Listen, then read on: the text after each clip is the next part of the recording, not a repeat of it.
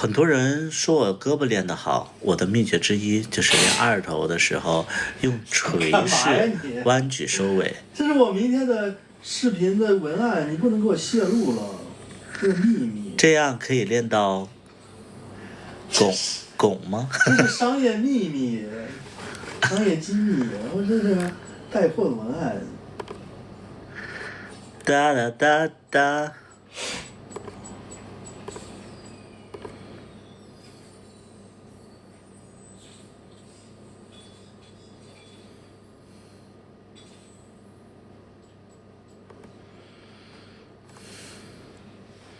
谢谢浩南的粉丝灯牌，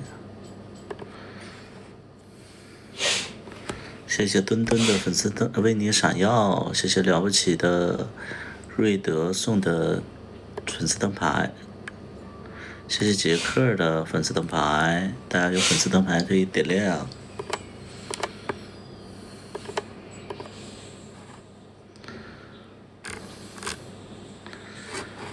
欢迎东东，欢迎东东，东东好。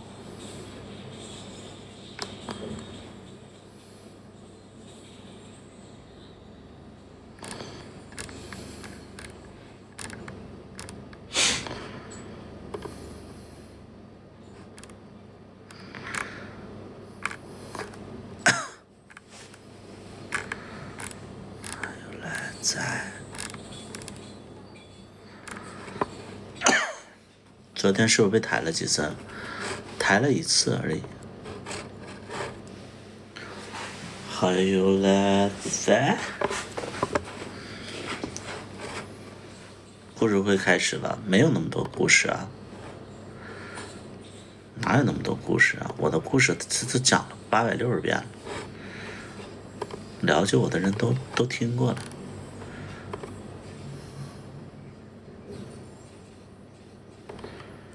谢谢包子之刃的粉丝灯牌，连麦吧，听听别人吹牛逼，连你吧，你准备好了吗？说这话就是期待你演的。对，谢谢花，听多少遍都不嫌烦。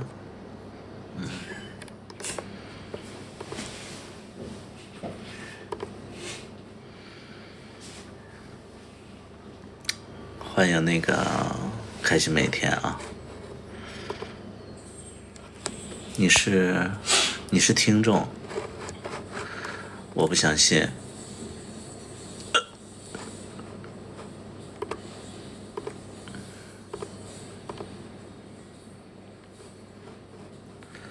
弄 AI 吗？我没弄 AI，我在看那个2把刀跟别人的聊天记录。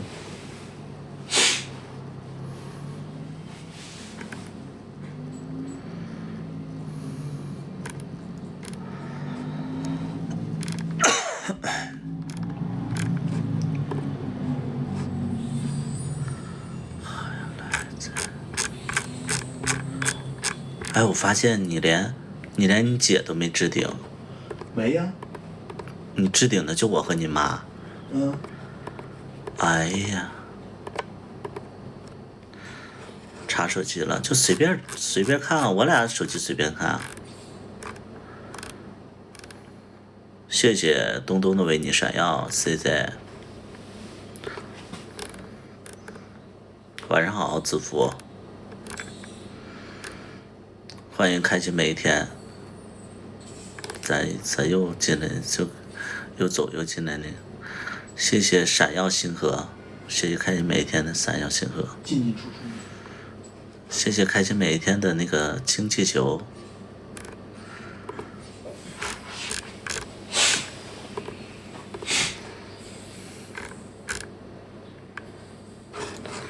热气球不是氢气球。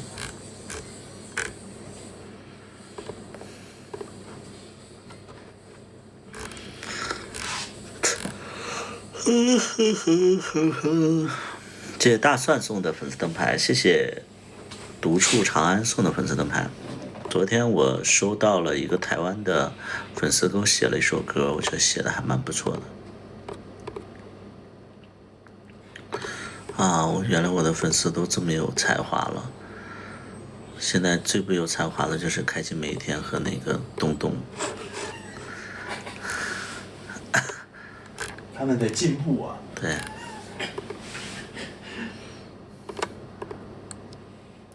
谢谢虎虎送的粉丝灯牌，谢谢景碧送的粉丝灯牌，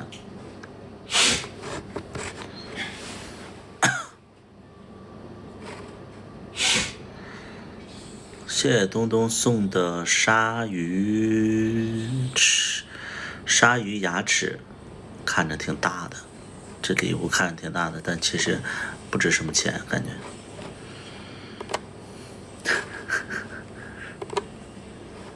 谢谢墩墩送的为你闪耀啊！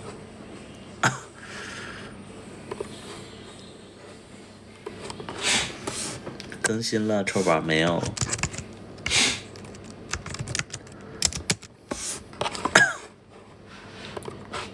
我说到做到，我昨天不说了吗？今天更新不了。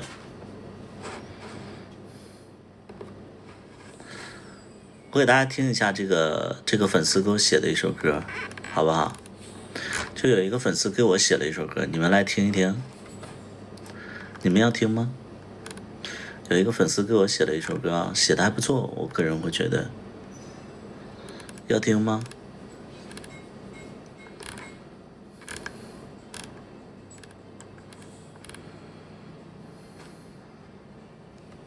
我来听一下啊。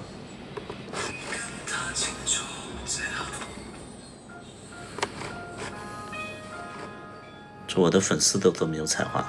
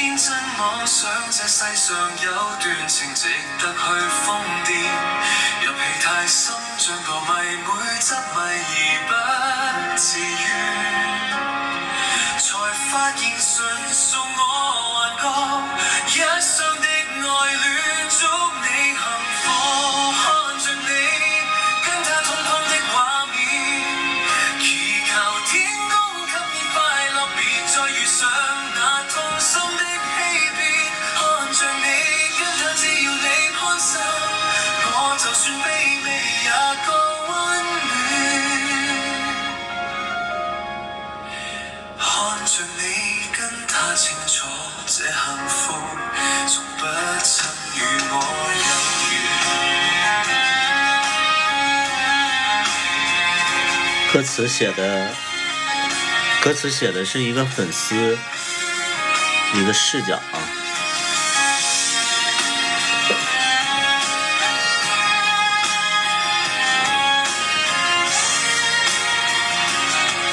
你听懂？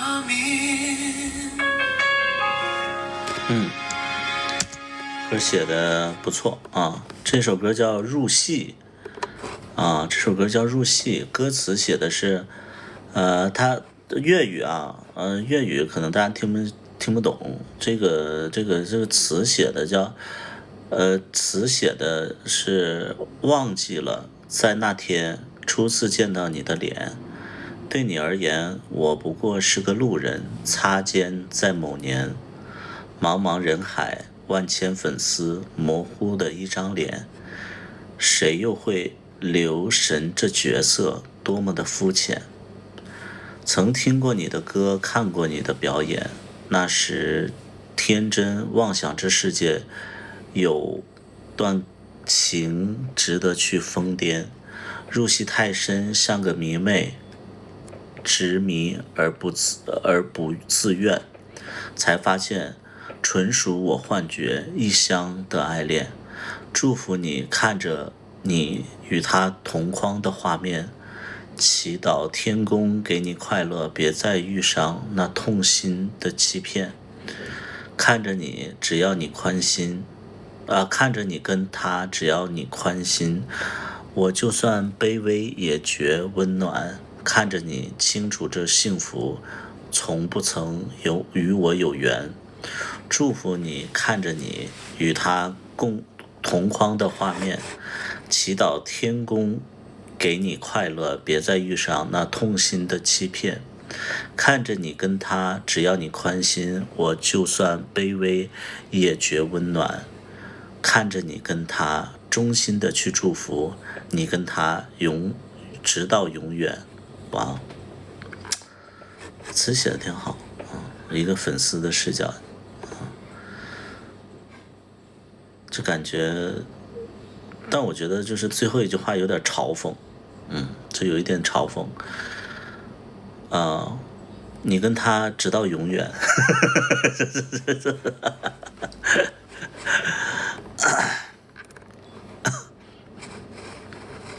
写的挺好，希望我的粉丝们都有这个才能啊！再听一遍。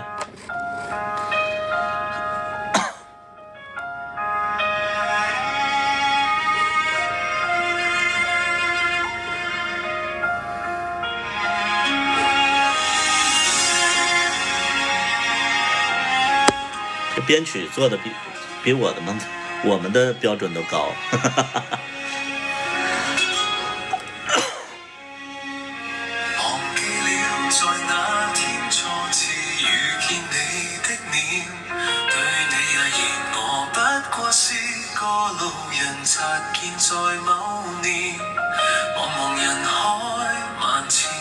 凡是模糊的一張臉，誰又會留神這角色多麼的膚淺？曾聽過你的歌，也看過你的表演，那時天真妄想這世上有段情值得去瘋癲，入戲太深，像個迷妹執迷而不自願。才發現純屬我幻覺，一雙的愛戀，祝你幸福。看着你跟他同框的畫面，祈求天公給你快樂，別再遇上那痛心的欺騙。看着你跟他，只要你開心，我就算卑微也覺溫暖。看着你跟他清楚，這幸福從不曾與我有緣。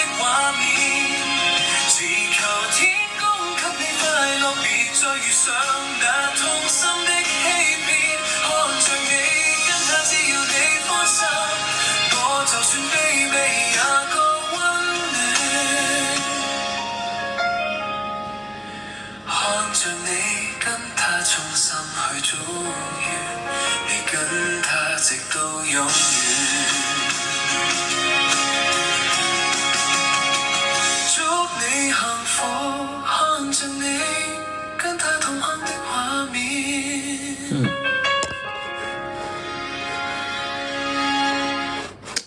就是我一开始其实我觉得他其实他写的这个歌吧，有点太，就是因为你知道，就经常会有人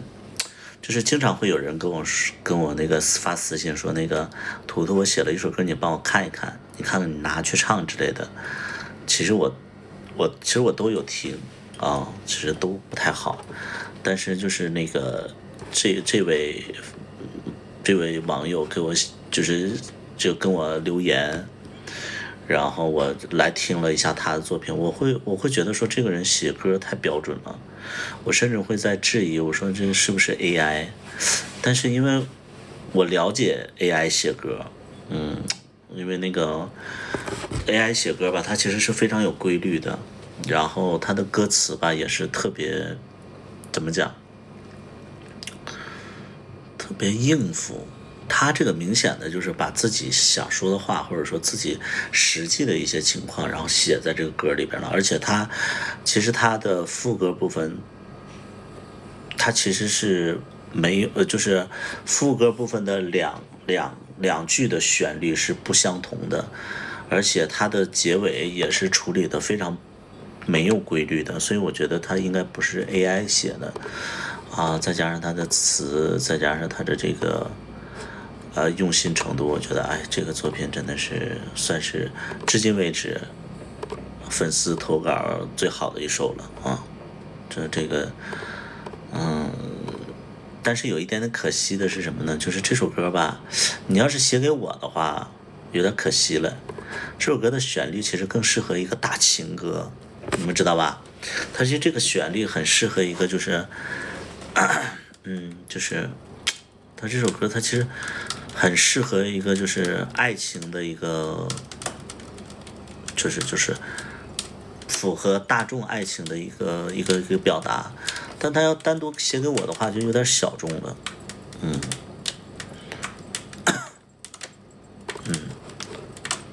有点小众了。那个空调再减小一点。关了。不行，关了有点热。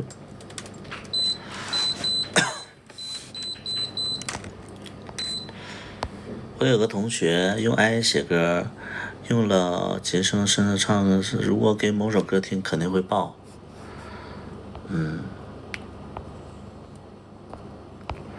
就是摸不透的感觉。我可以负责任的告诉你，就是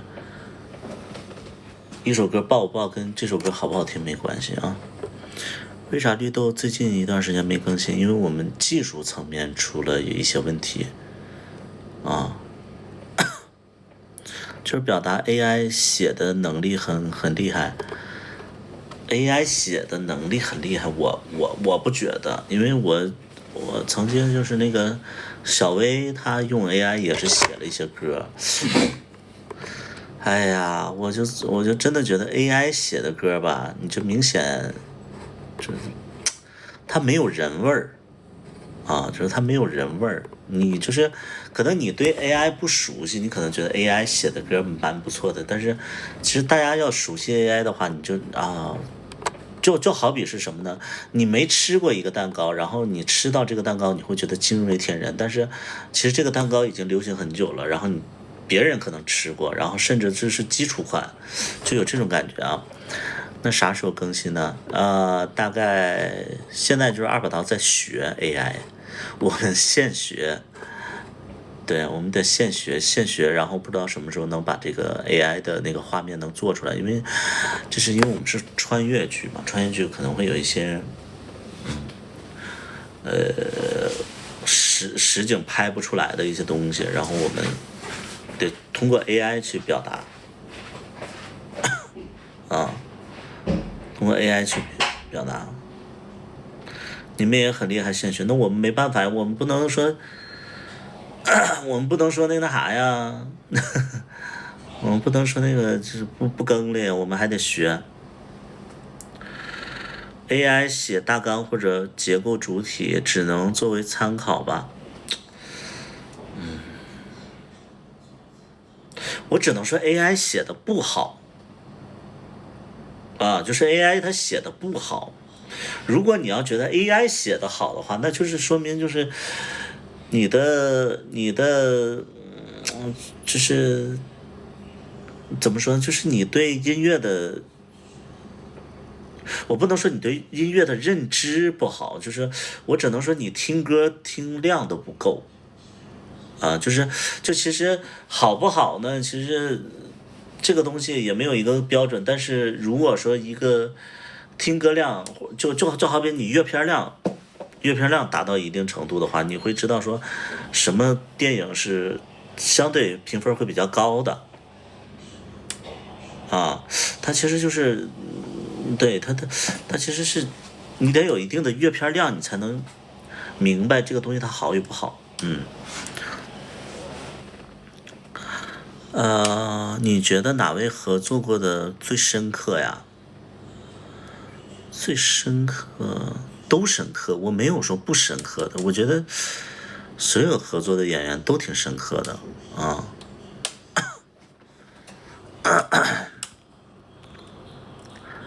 所以国内音乐烂是有原因的。那你我到现在我都不喜欢欢子，我不喜欢欢子，我不喜欢那个刀郎，我不喜欢那个叫什么呀？就最近一个代替那个欢子出现了，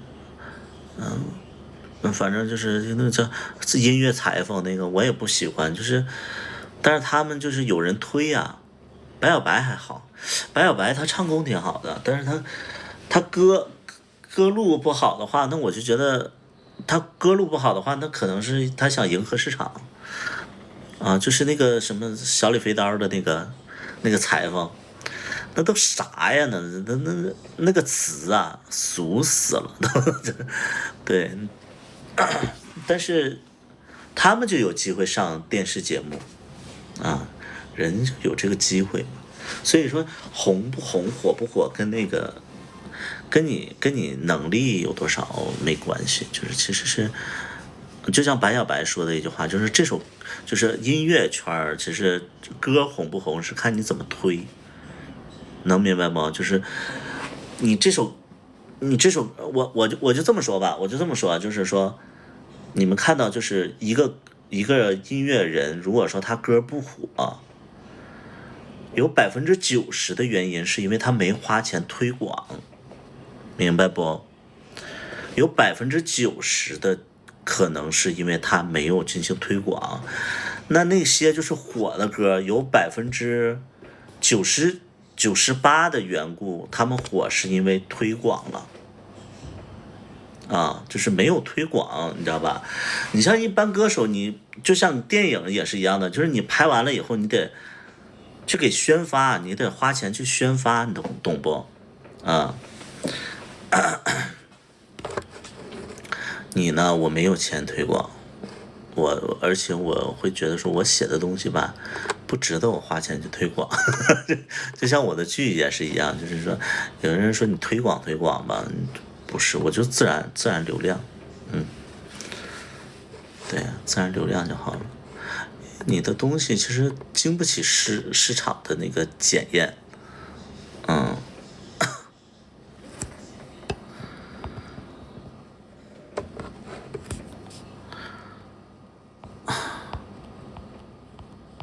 国外音乐为什么有影响力？主要就是旋律，国内的所以影响不了世界，而且写的那些全都是爱你这个观点，其实我有80%-90%是认同的。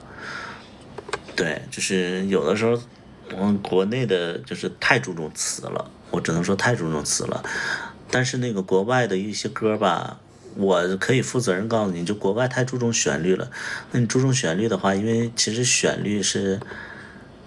律的那个可能性就那么大，那你就注重旋律的话，就很容易就是抄袭。因为我其实现在你们去上网去搜索一下，就是说现在欧美当红的歌有多少有抄袭的风险，就是他们太注重旋律了，但是旋律的太容易被指抄袭，就旋律它就那么多可能性，你知道吧？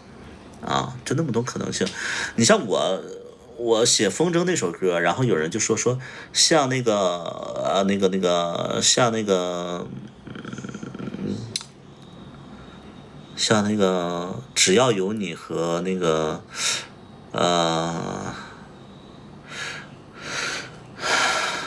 叫陈楚生的什么想你时起风啊，就是这些我去听了，我就觉得确实挺像的，因为他那没办法，那我都没我确实是听过只要有你，但是我没听过什么陈楚生的什么什么什么想你起风时什么，我没听过，但是我一听我就觉得哎，确实像想你风起时想你，对。那这首歌你看它编曲都像，那咱们之前没听过，因为它这个东西它就是就是这个旋律的东西吧，它就有很大的概率是有一部分是相同的，但还好我们是旋律不相同，我们可能是编曲相同。想你其实说，反正就是我不了解嘛，就是它中间有个逗号，什么风起时想你啊，是吧？反正就是陈楚生的一首歌，确实是像。那你这个东西，因为旋律就这么多编曲就这么几种类型，你像那没办法，那谁也不是故意的但是就是可能我们就着重的去写词了嘛，但是这也就是发展不起来嘛，就是音乐这个东西我们经常会在有一些歌里边会听到另外一首歌的影子所以这个旋律真的就这么多没办法，谁也不是有意的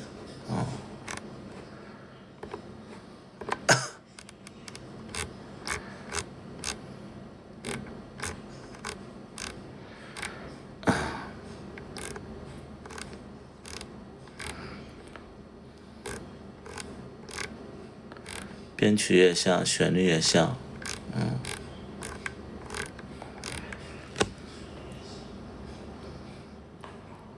但我觉得那个小李飞刀那个明显是抄袭，那个真的是无耻。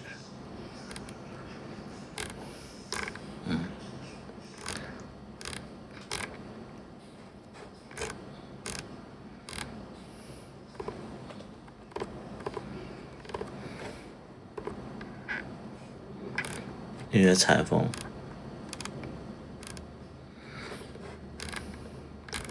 你知道我知道，其实圈子里有很多的，就是我们在录歌的时候会有一些所谓的那个制作人，然后他们就会传达一些不一样的一些观点，然后有的时候我就会请教他们，就因为其实那些录音棚的音乐人。制作人其实他们懂得比一般歌手懂得还要多他们的这个知识储备和这个视角其实真的是蛮狠辣的那种，所以我有的时候跟他们交流，然后我就问他们说这所谓的抄袭的定义，他们说你不用管现在抄袭的定义，我说为什么呢？他们说如果说有机会你能去碰瓷一首歌的话，你可能就火了。我说他们说就是真的，有的时候你兢兢业业写一首歌不会火，但是有的时候你跟那某首歌像了，你就碰瓷一首歌反而被关注了你这就有机会了。这种不正确的三观就在我心里就出现了，然后我就觉得说哪怕不红也不要做这种事儿对，就是我觉得这个专业的音乐人都是这种想法，那你真的是你要理解市场可能就对吧开始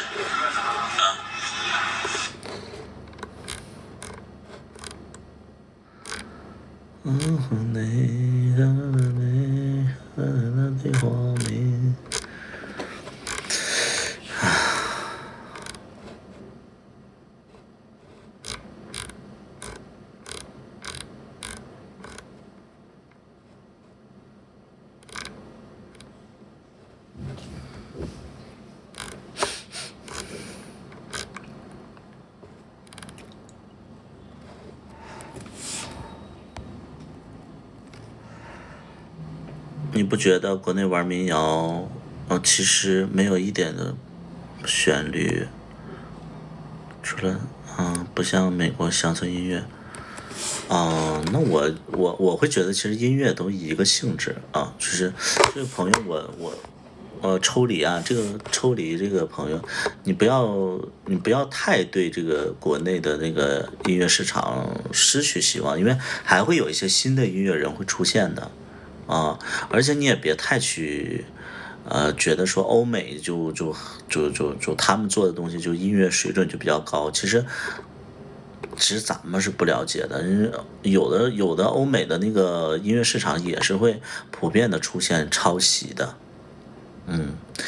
你就像那个什么乡村音乐啊，其实乡村音乐可能因为你喜欢，你觉得它可能比较火，但是我身边听乡村音乐的会比较少，只是乡村音乐会比较少，可能对于中国的老百姓，那个欧美的乡村音乐它算是冷门的所以你就别太对国内市场有那么大的那个失望之类的。你要相信，就过几年可能更新迭代，会有一些新的音乐人。比如说我其实之前我就会觉得说苏运莹写歌，我起码我就会觉得苏运莹写歌其实是非常有灵气的苏运莹写歌是非常有灵气的，包括她的唱法是非常有灵气的。但后来我听说苏运莹的歌也是买的歌。就是隔一段时间，可能乐坛里会有一些就是特别有灵气的人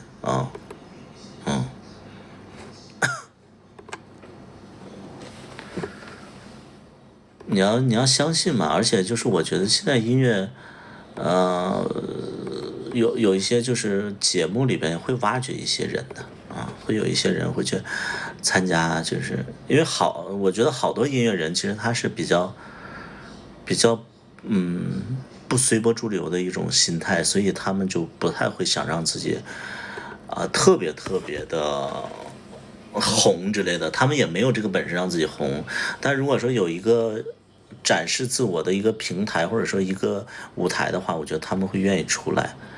那如果他们出来的话，我觉得就有可能给这个中国的音乐市场带来新的血液不要太沮丧。反正我会觉得欧美做的东西其实是欧美擅长的，中国做的东西是中国擅长的，韩国做的东西是韩国擅长的。可能大家因为地域的问题，可能就是说，因为远香近臭嘛，可能本土，你就韩国出的那些情歌，可能在韩国本地大家也听腻了。你像咱们中国可能听的那种什么民谣也咱们听腻了，可能对人家韩国或者对人家欧美的话，人听着不腻这个可能就是一个信息差的一个东西真没有不要那么沮丧。对，那你想想那个就是那个来财来，那在欧美多火呀！那在咱们本地就可能就是觉得很 low 或者说就是没有什么水平之类的。那你看人在欧美都火到不行起码那个叫那个什么别墅里面唱歌什么这首歌其实他们就是在欧美是很火的。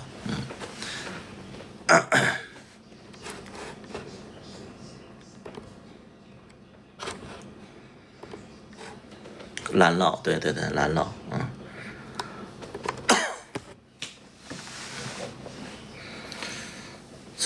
所以就不要那么对。开演唱会是那其实这就是本土文化的一个信息差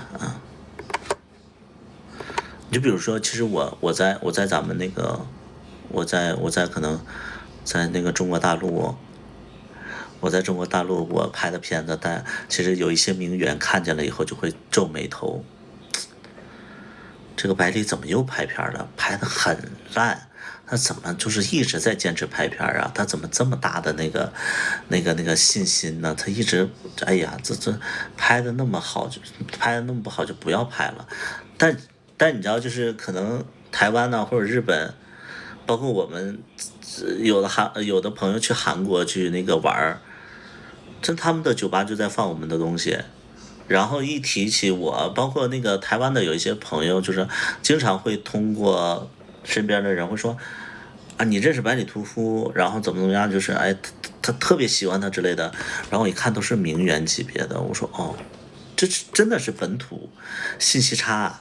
在他们眼里可能就是说，就觉得说我们已经很好了，但是他们可能看新疆爱情故事可能会非常尴尬，但是在国内呢，大家看新疆爱情故事会觉得哎很洋气，很了不起，但看我们就觉得很反感，所以这是一样的啊，这是一样的。你就是反正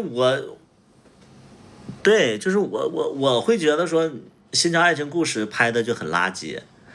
但是你看国内的人，他就很喜欢新疆爱情故事，就是特别是喜熊的，或者说就是那个对日本文化、日本语言有一些这个滤镜的一些人，他们就会觉得很好。那对于我来讲的话，新疆爱情故事就是拍的就真的是节奏也慢，我觉得可圈可点的就是他的音乐做的挺好的，但也可能是因为日本语言的那个魅力啊，可能他可能就是在我心里可能觉得日本音乐做的挺好的，但是你除去就是对他们音乐做的很好，但是他们的剧情真的是又慢，然后又没有什么起伏啊，就是没有什么起伏，对，就是我看的我都会觉得说啊，为什么大家喜欢看这个不喜欢看我们呢？反正对于我制作方来讲，我会觉得哦，演的也不行，演的也不行。但是他在国内影响力很高的啊，他在国内，不如我们，我觉得是不如我们。但是你喜熊的人就喜欢呢，对不对？这个东西就是演员好看，演员对我来讲的话就是。我知道是喜熊圈会喜欢的类型，但是你要说演技的话，可能我们合作的演员最差的都比他们演的好。我可以这么狂吗？就是起码我的演员他们有情绪，我觉得那帮演员吧就好放不开的感觉，你知道吧？他们演的就放不开，就是那种就是不能，就是我觉得他们演的时候就告诉自己说。啊，就等会儿这个角度好看，就是微微撅嘴会好看，然后虽然是悲伤，但是也不要幅度特别大，这样表情不好看。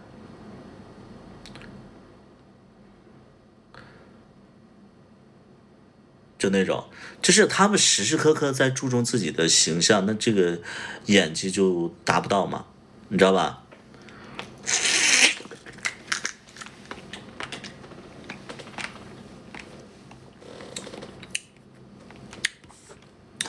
就好比就是我看那个熊圈，我今天我又抨击了好多东西。我看那个熊在跳 K-pop，现在就是国内就是经常会有一些那个比较好看的一些就是小熊在跳 K-pop，就我只能说什么呢？我觉得他们可以跳得更好，但是呢，要不呢就是有一些人太用力了。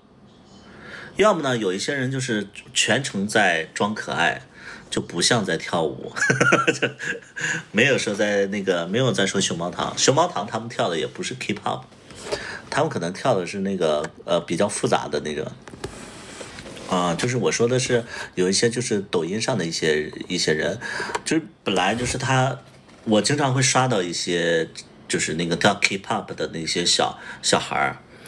本来我看那个图片，我就是刷到他们，就是他静静拍一张图片，我会觉得说啊真好看，然后就点到主页就看他跳 K-pop， 我就觉得说怎么消除那个记录啊？我不想让他看见我来看过他，你知道吗？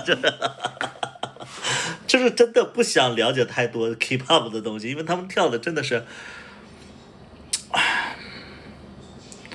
就身材也好，长得也好，但是跳舞的时候是那种，就那种，就那种。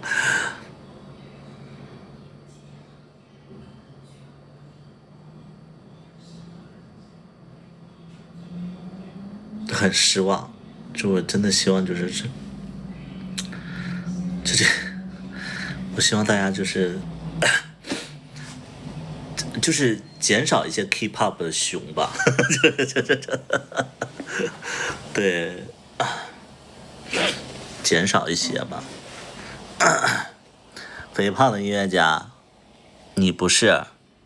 我看过肥胖的音乐家，我没看过肥胖的音乐家。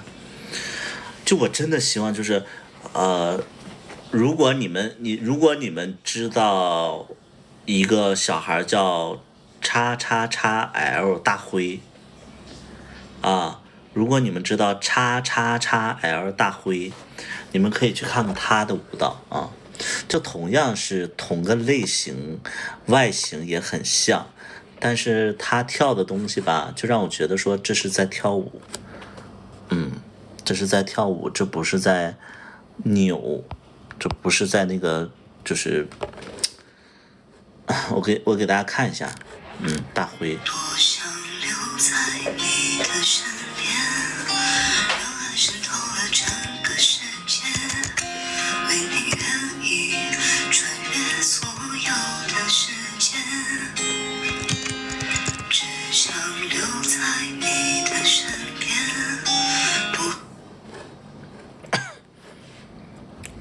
他跳舞挺好的，对，就是你起码让我看到有，就是真的像，这叫跳舞，不是在那块就是给我抿嘴，就是对，叉叉大辉啊，大家可以看一看他。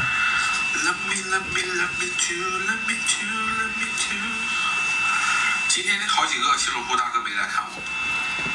我给大家看一下，就是在我眼里什么是跳舞啊？我一会儿。给大家看一下啊，就同样的，就是大家其实就可以理解为就是你可以跳 K-pop， 他也跳，但我觉得他起码就是没有那些奇怪的那些东西。人家是老跳尖了，好像学了好多年了。他现在是老师，都获奖都不知道获了多少奖了。啊，你也关注到他了？我刷到过，但是我没关注。我刷到过他一个视频，我就了解了一下他。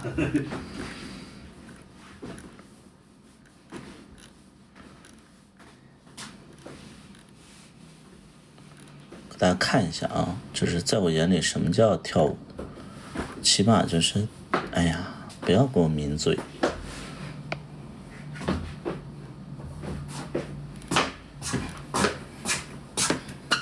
在哪儿啊？那个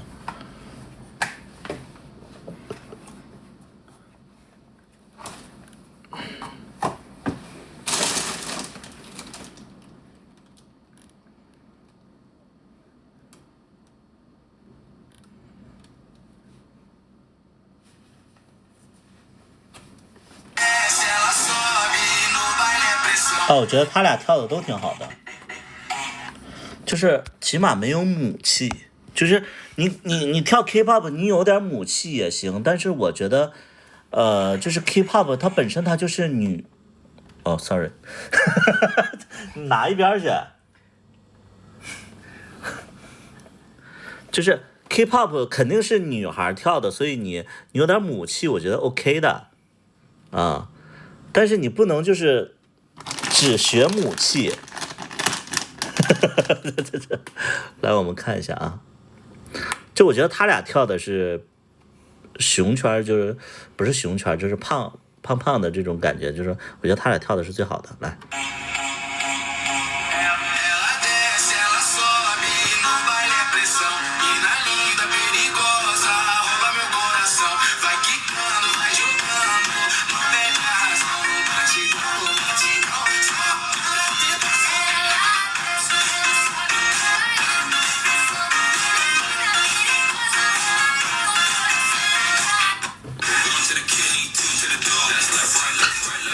这叫跳舞，你不。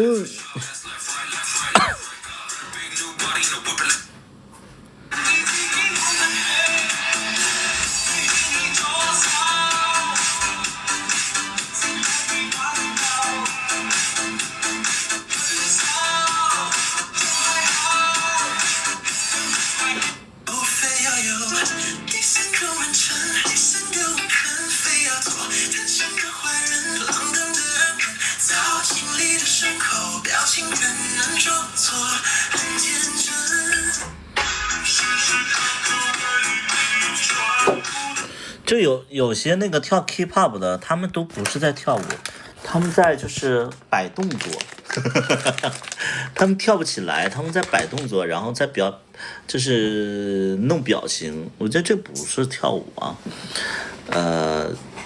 绿豆下周可以更新吗？更不了，应该更不了，我们在学习啊。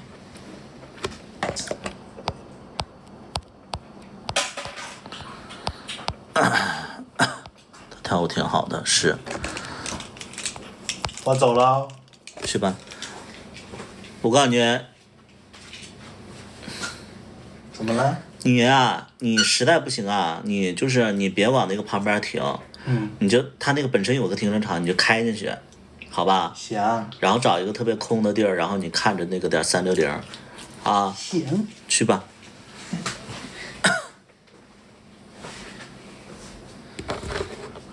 不要停那个侧边，侧边你停不好啊。那不有360了吗？那你也停不好。我告诉你，我不希望接到你的电话说老公那个。那我自己处理。保险电话是不是咋？你给我滚一边去！我不告诉你。你不告诉我怎么报保险啊？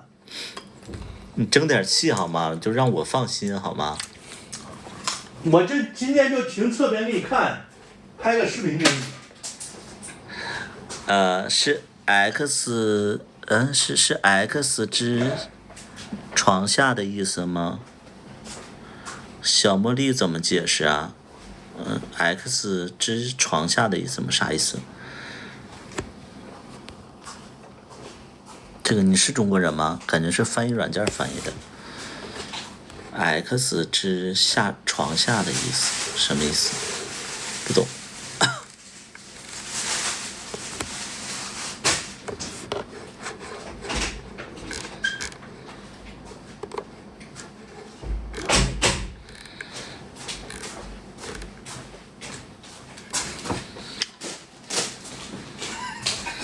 真恶心。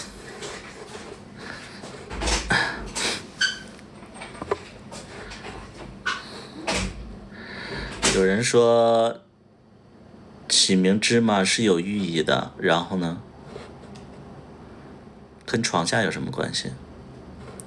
今天也没更新，绝对，对，今天没更新，大家耐心等待吧。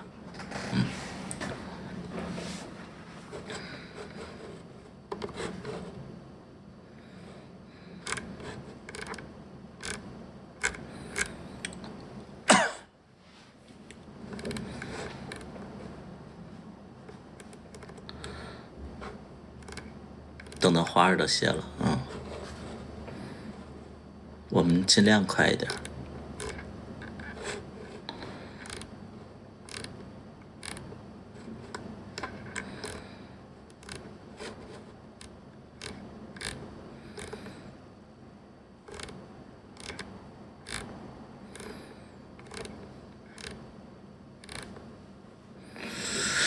最渴望却故人诗，最剥削亦不是相思。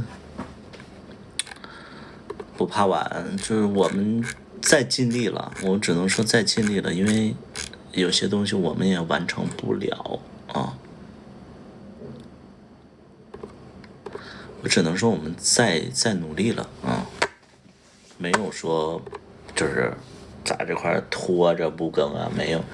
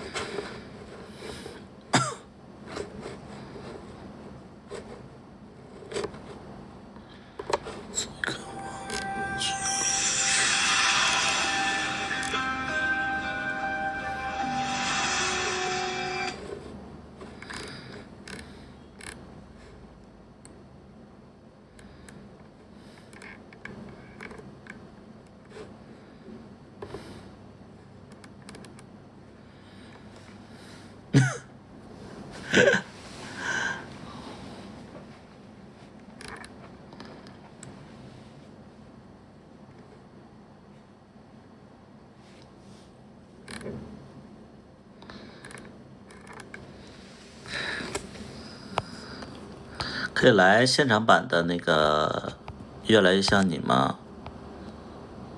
不想。叨叨呢？叨叨去健身去了。哎呀，这个小废物，我就担心他那个开车不行。他第一次自己开车出去。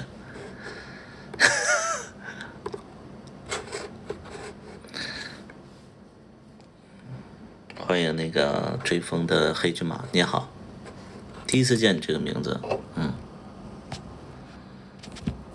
黑骏马感觉挺直男的。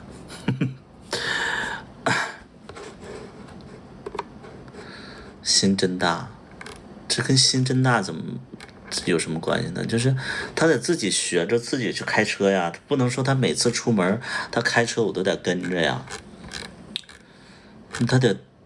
他独立成长，我天天在旁边，我就是管着他怎么停车。我觉得这他也不会成长。我觉得反正我开车成长，就是因为我自己偷偷出去开车，反正也吓得不行。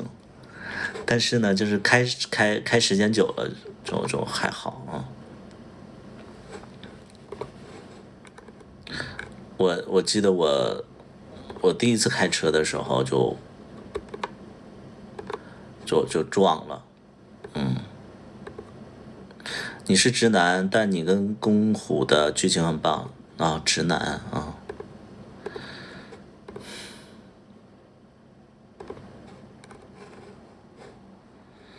胖图什么时候吃宵夜？我刚吃完烤肉，没有那么饿。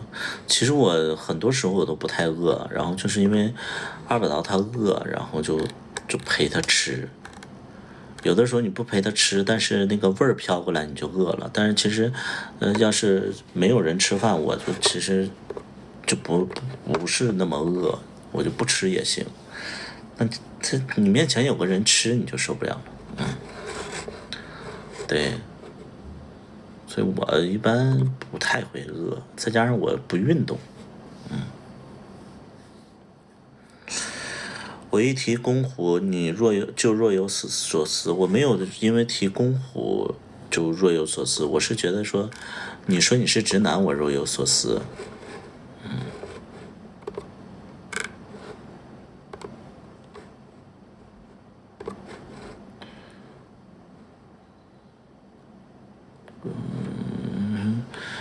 你陪他健身，等我更完了我就陪他健身。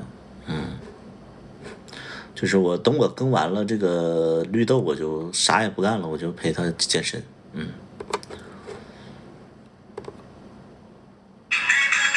好越洗越有。直女吧。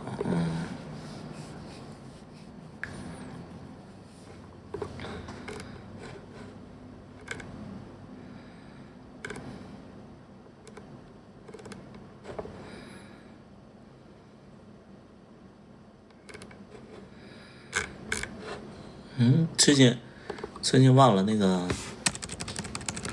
张庆峰，是叫张庆峰吧？张庆峰那个八卦还没看呢。张庆峰好像回归了。张庆峰，我这一天就可八卦了。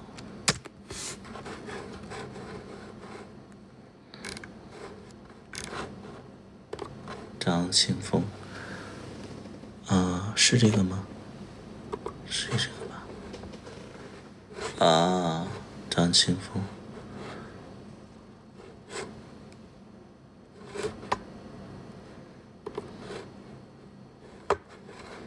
张庆峰，对，可八卦了一天。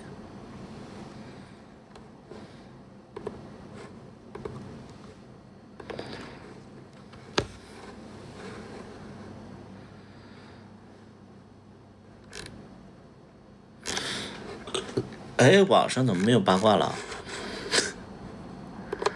他也不直播。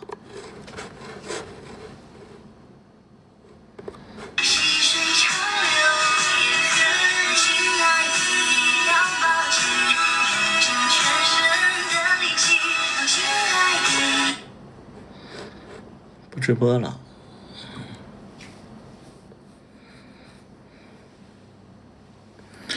上周末涨了主播的越来越像你，听了吧？昨天故事讲完了吗？听到12点多讲完了，昨天故事讲完了。怎么看张杰的八卦？我薛之谦和张杰我都不太喜欢，所以也不是说不喜欢，就是会对这俩人无感。我觉得他俩吧莫名其妙，就是而且我会觉得就是不要在这个节骨眼上就是吵架了。我觉得这个节骨眼吵架的话，其实对他俩都不好啊，因为其实现在平台的处理意见就是不管谁对谁错，只要你动静太大的话，其实就是会被封号。如果你被封号了的话，就你在吵什么呢？就是也没什么好吵的呀，对不对？就我觉得薛之谦现在就很就是应该收敛一点，就是包括那个张杰，其实他们吵，哎，有什么用？你先活下去吧，我觉得这两位。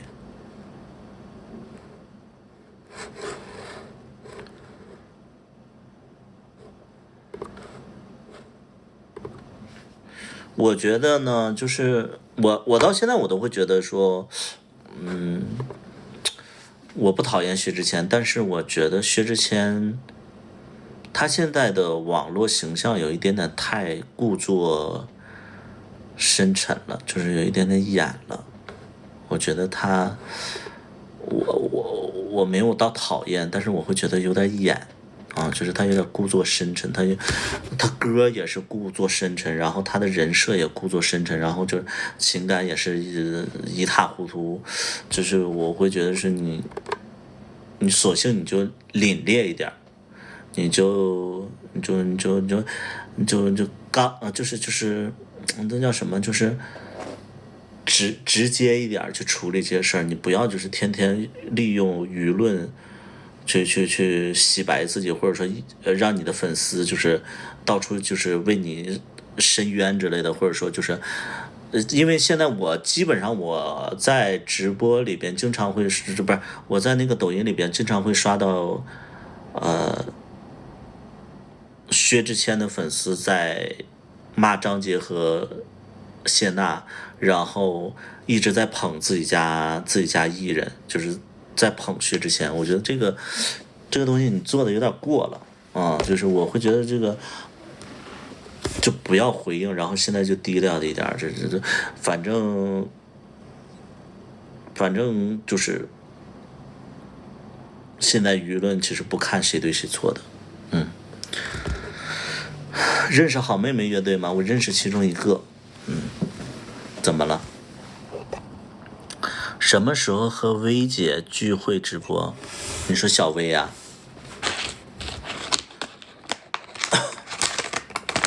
你说小薇啊？小薇那个身体有点不太舒服，再加上前一段时间其实我们会有一些分歧，有一点点分歧，所以就是可能暂时不太会聚在一起。前几年就说过不会回应李雨桐，我觉得他有点表演型人格就是现在我看到的网络的吵来吵去，我觉得他有点表演型人格，而且我觉得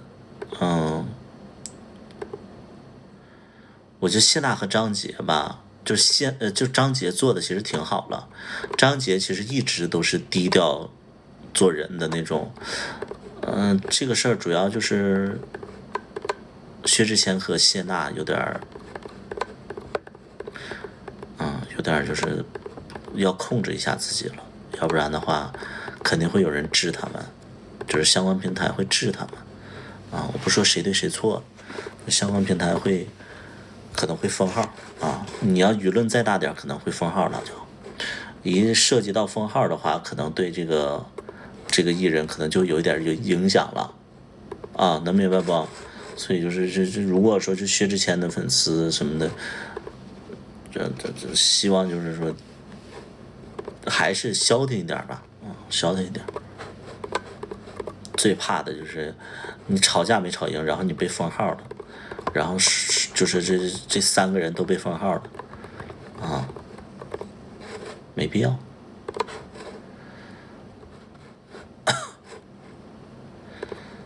但凡现在有一点点事儿，然后就是相关平台都容易封号，就他们就是会封号处理，不管你谁对谁错。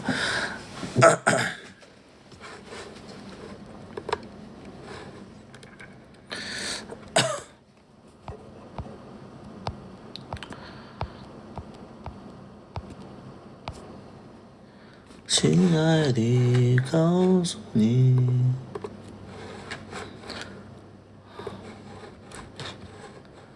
周年油腻大叔了，我看你长什么样？啊，好丑啊！丑的呀！哎呦我的妈呀！你真的好丑啊！你从你的后脑勺上看的话，你这个人都是不行，好丑啊！我还看你电视呢，你不用看了，你太丑了，你不能看了啊！你太丑了你啊！这3个人已经顶流了，互相较劲只会不利，是的，这没必要。小孩子打架也改变不了什么结果，然后也怎么样呢？你说你现在就是消停点吧，已经预感要怼人了啊！有的人嘴贱，你不怼他2句，他心里难受，就他可能会觉得说啊，我随便说一下，至于吗？主播真小气，谁跟你大气啊？你哪位啊？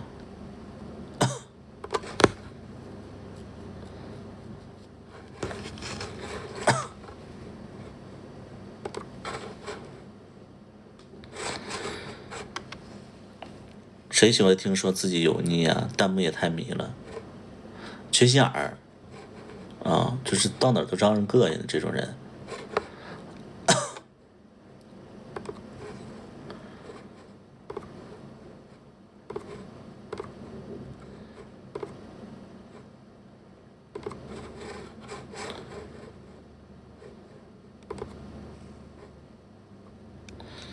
谢谢东东的那个就那个什么荧光棒，缺眼儿，缺人眼儿，又看不见了。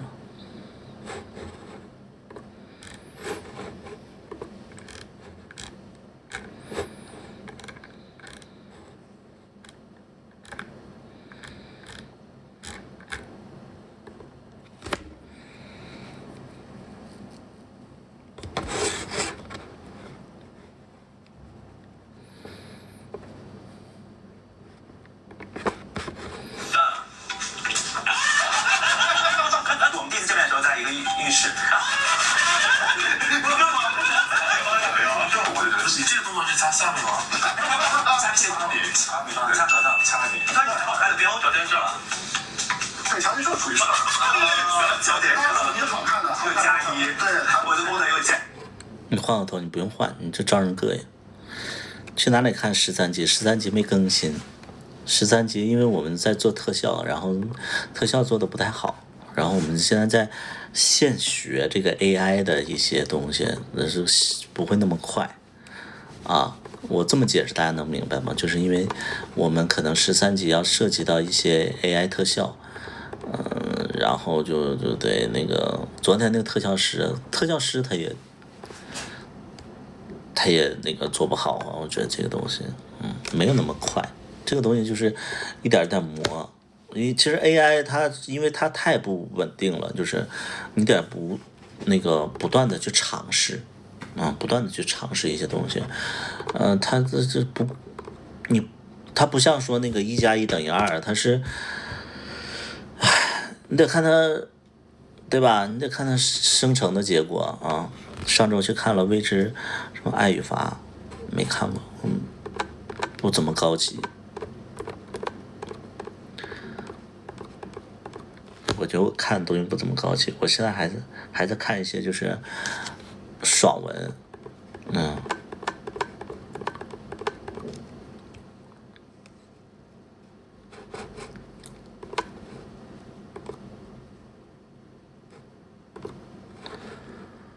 亲爱的，高吗？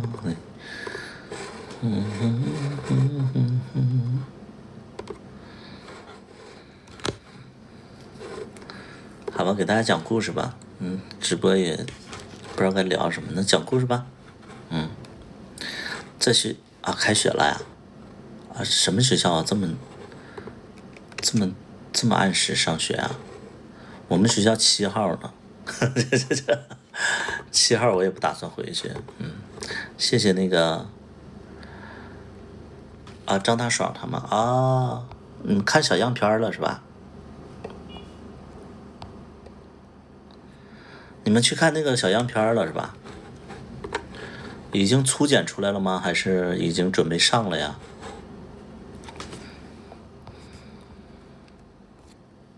全看完了，8集啊！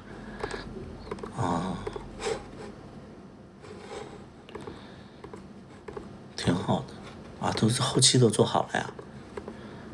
我的妈呀，蛮厉害的。他们怎么那么快呀？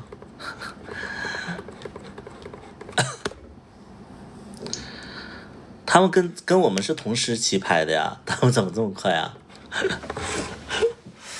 谢谢东东的钱多嘛。我们现在 AI 就做不出来，烦死了。就是现在做的那个 AI 就，反正不是我心里的那个标准，所以我就不满意。不满意。给大家讲故事吧，来，不讲这个片子了啊，不讲片子了，咱们讲故事。AI 就是多试，因为它不稳定嘛，就是讲故事。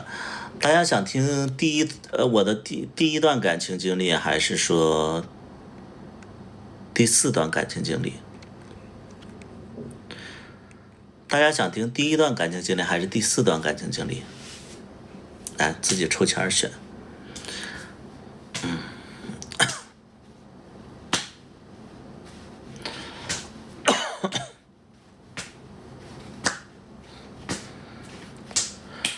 好，第1段比较多，那我就先讲第1段啊。我第1段感情经历，其实第1段感情经历也不是说我严格意义上的第1段感情经历，就是第1段感情经历是我认为它是我第1段感情经历。其实我第1段感情经历应该是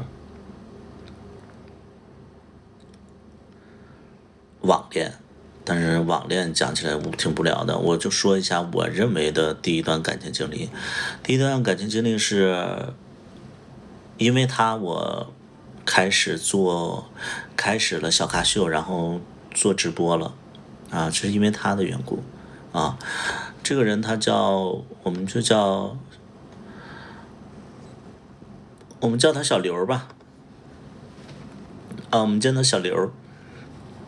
这个小刘跟我同岁，然后比我大3个月，然后他是横穿人海的这首歌其实是写给他的，横穿人海是写给他的，包括指示也是写给他的。他比我大3个月，然后我认识他是在那个新浪微博上，然后他关注了我，然后我俩互关了。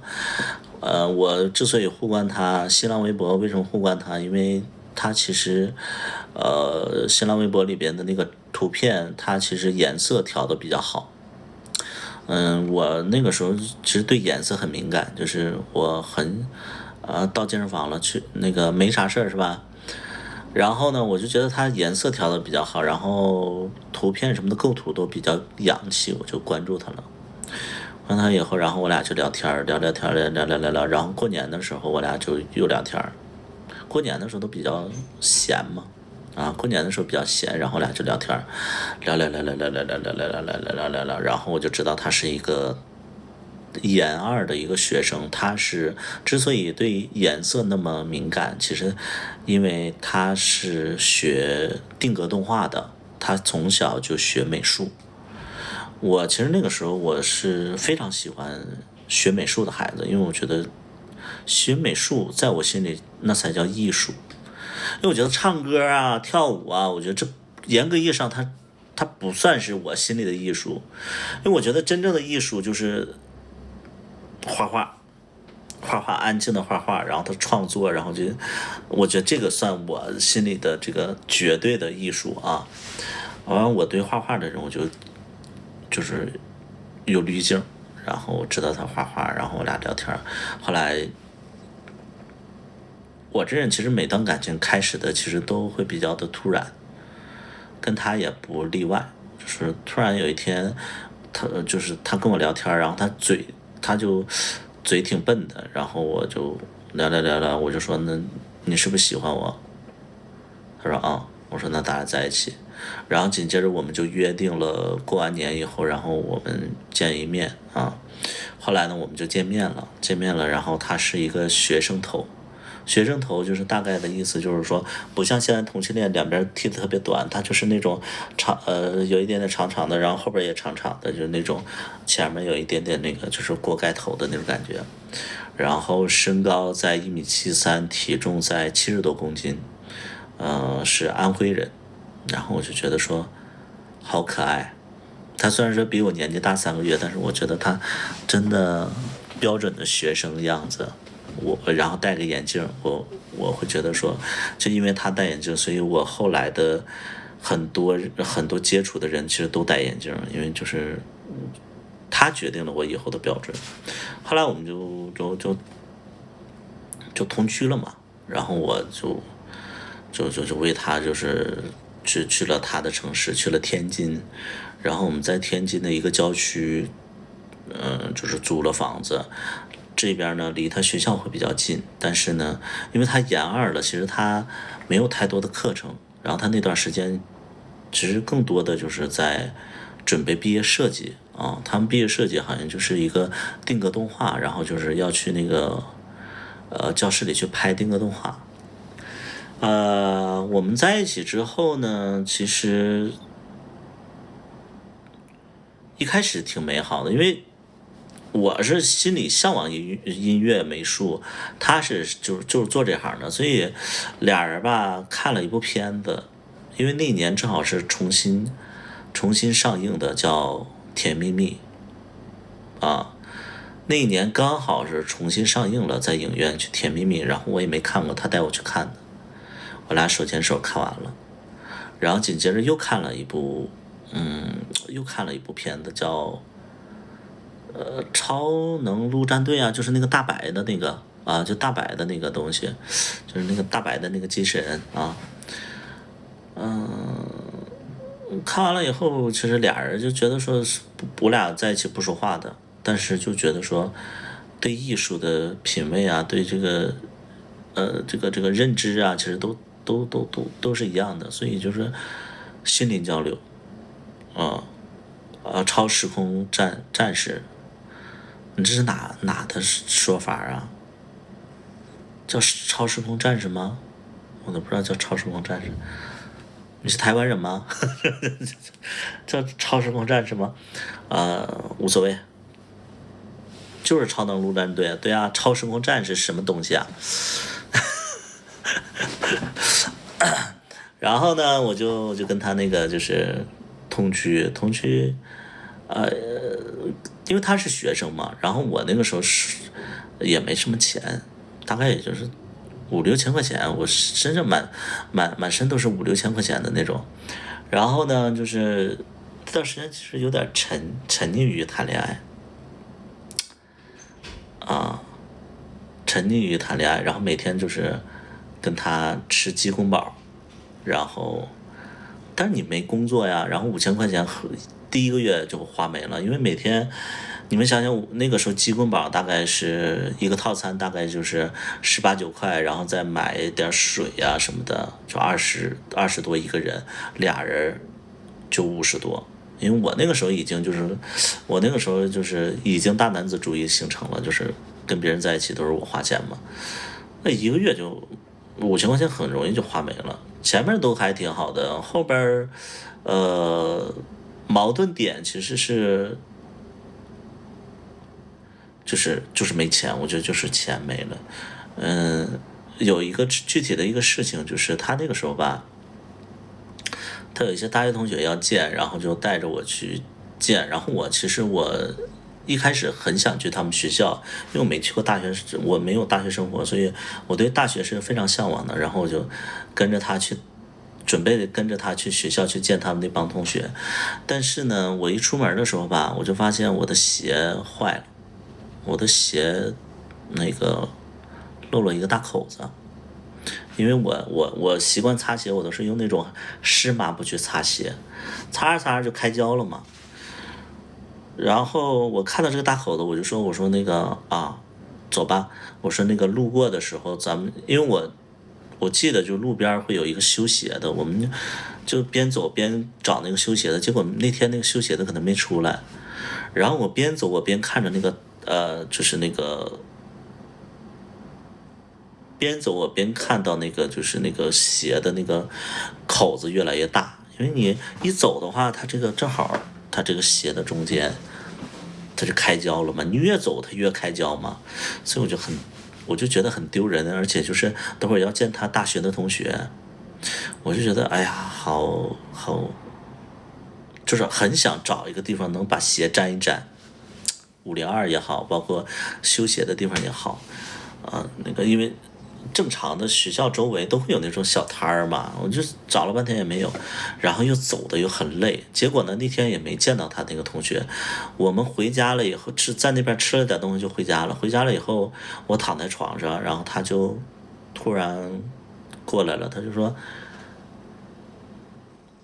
他就半撒娇半那个就是开玩笑的，就是骑到我身上了。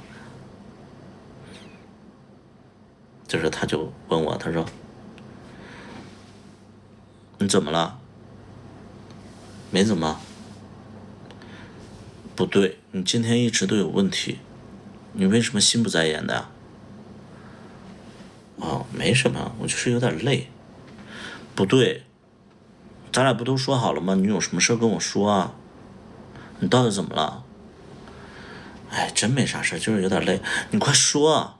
因为他戴着眼镜啊，他戴着一个那个小眼镜，然后这个时候我就看着他，我就不看着他，我说啊，其实是因为那个鞋坏了，我怕那个走着走着被你同学发现，这个鞋挺丢人的，所以我就在路边一直找那个修鞋的地方，结果没找着，然后这个时候我就能感觉到他那个我的头上，因为我低着头在说话，他骑在我身上嘛，我就低着头在那说话，不一会儿就感觉到就是我脸上有水，我一抬头的时候就看到他眼睛眶里全都是泪，然后他就特别自责，他就说真对不起，他说我没有关注到你的情绪，我也没关注到你的鞋，你为什么不跟我说呢？然后他就觉得说他误会我了，或者说他忽略我了，然后他就很自责，然后他眼泪就啪嗒啪嗒就往下掉，那个眼镜上面全都是他的泪，这个泪就从那个眼镜片上就滴到我的脸上了，然后我其实蛮震撼的，我见过别人哭，但我之前别人为我哭的时候都是那种就是干打雷不下雨，就在那块哭鸡叫嚎的，就为了引起我注意，但是其实他一点眼泪都没有。但是这位呢，就是为了哭了，然后结果一点声音都没有，是看到满眼的泪，我就觉得，我那一刻我就觉得他好，就是我觉得好感动，然后我觉得他真的在意我。然后我挺开心的，然后他之后他就给我买了一双鞋，因为他会觉得说我没鞋穿，他没鞋穿，然后他就给我买了一双鞋，大概是500-600块的一个耐克的什么 Air 系列，然后是一个跑鞋。后来我俩就在一起，后来再后来呢，就是其实他就教我画画，他教我就是那个素描的一些东西，然后又带着我去他学校去溜达，然后有一次那个时候我们那个时候有一个偶像，有一个什么偶像呢？就是那个何小斗和吕小厚啊，我不知道大家有多少人知道何小斗和吕小厚，他俩是那个抖音上的一对儿，就是圈子里的一个情侣，然后他俩拍的照片吧，又特别有艺术感，然后俩人又特别不露脸的那种甜蜜的那种照片，其实我们很喜欢。我们也试着拍了点那种就是特别隐晦的那种照片，然后就发在那个新浪微博上了。结果呢，突然有一天，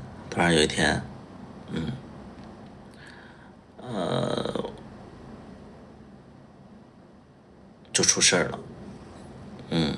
他俩现在还在一起，分了，特别唏嘘，他俩在一起那么久都分了，而且我知道具体是他俩的生活，因为我跟何小斗有微信，这真的是，我只能说最终大家都还蛮现实的啊。然后再后来就出问题了。那天呢，就是我跟他一起去他学校，然后他给我讲他学校里的一些在哪儿上课呀，然后去了图书馆呐，然后又去了食堂啊，然后他就给我，因为我特别向往，那个时候我就特别向往大学生活，然后他带我去这种地方，我都觉得特别幸福的那种，因为就是你没有过嘛，然后就那个时候就是想上大学的那种意愿已经就是甚至都觉得说跟他在一起以后要自考的那种，然后他就带着我在那个图书馆里边，就是看一些就是那个画画啊，在图书馆里画画，然后突然呢，他说他那个上个厕所，他就先出去了，然后我就在那个图书馆里边，我就等了他将近30-40分钟，然后我现在上厕所也不会这么久，我就问他，我说你在哪儿呢？他说我在那个就是学校前面的那个小树林儿。我说哦，我说那我去找你。他说你来吧。结果我就去找他了，他就坐在那个小树林的一个石头椅子上。我说咋的了？你怎么不跟我打招呼你就出来了？他说有个人缠着他。我说谁呀？他说我不知道是谁。我说那他有什么行为？他说他就一直在说他是我大学同学，那一届的大学同学，跟我们不是一个班的，然后说我得罪他了，然后他要搞我。我说他怎么搞你？他说他从新浪微博里边知道咱俩在一起，然后他推断我是 gay， 所以他想就是威胁我，要公布我的身份。我说他有这么大本事吗？我说那你知不知道这个人？他说我不知道这个人，他现在只能猜测这个人是谁，但是他不知道是谁。我说那怎么可能呢？而且我说这可能就是一般的黑粉儿，然后你别搭理他。然后我拿他手机，我还那个时候很莽撞嘛，很大男子主义，很莽撞，很无知的那种白里屠夫。然后我看到那个消息，我就说我无所谓啊。然后我就拿过来那个他的手机，我就用他的账号，我说我是他对象，你想咋的呀？你他妈谁呀？甚至还威胁他呢。我说你他妈有本事你现实中碰一碰之类的。那东北人那个时候不就是死德行吗？就是哎呀，然后人那边就说那个情妇来了怎么样？我说他妈情妇咋的？我说他妈别让我他妈知道你是谁，知道你是谁我整死你之类的。而且这种就是大嘴炮。然后这个人就说出一些威胁的口吻，就说那个我就是想让他道歉，让他给我道个歉，道完歉以后我就原谅他，要不然的话今天晚上8点见，我就让他全世界都知道他是 gay。我说他妈你他妈真本事你他妈我就看看你会不会那个，我说我他妈就看看你会不会让他出轨之类的，就没搭理他了。然后我俩就回家了。回家以后，因为我们那个时候作息就比较乱嘛，然后回家了以后就躺在那个床上就睡着了。然后外边下着雨，我们其实就睡着了，晚上8点左右，8点我就突然就醒了。醒了之后，我迷迷糊糊的看见，小刘在那块儿哭，在那块打电话，边打电话边哭。然后我就迷迷糊糊，我说怎么了？他说，他那个真的怎么做了？我说怎么做了？他说他在他大学的群里边，公布了他是 gay。然后把证据也公布出去了，然后他现在，大学同学都给那个小刘打电话求证这个事儿，所以小刘在处理这些东西，边哭边在处理，然后甚至他的导师也知道了，他导师也知道了，然后我当时我就觉得说，我就觉得我惹祸了。我那个本能，我就觉得说，我操，他真这么做了，而且是我激怒他了，他才这么做的。然后我就看着小刘在那块哭，我就看着小刘在那哭，然后我就特别自责。但是那个时候你什么都做不了，那个时候你什么都做不了。这是什么时候的故事？是2014年，我24岁的时候我什么都做不了，只能看见你最爱的人在旁边哭，而且这个事儿可能是因为你搞砸的。后来哭完了，然后他稍微平静一点了。我说那你现在想起他是谁了吗？他说我还是不知道他是谁。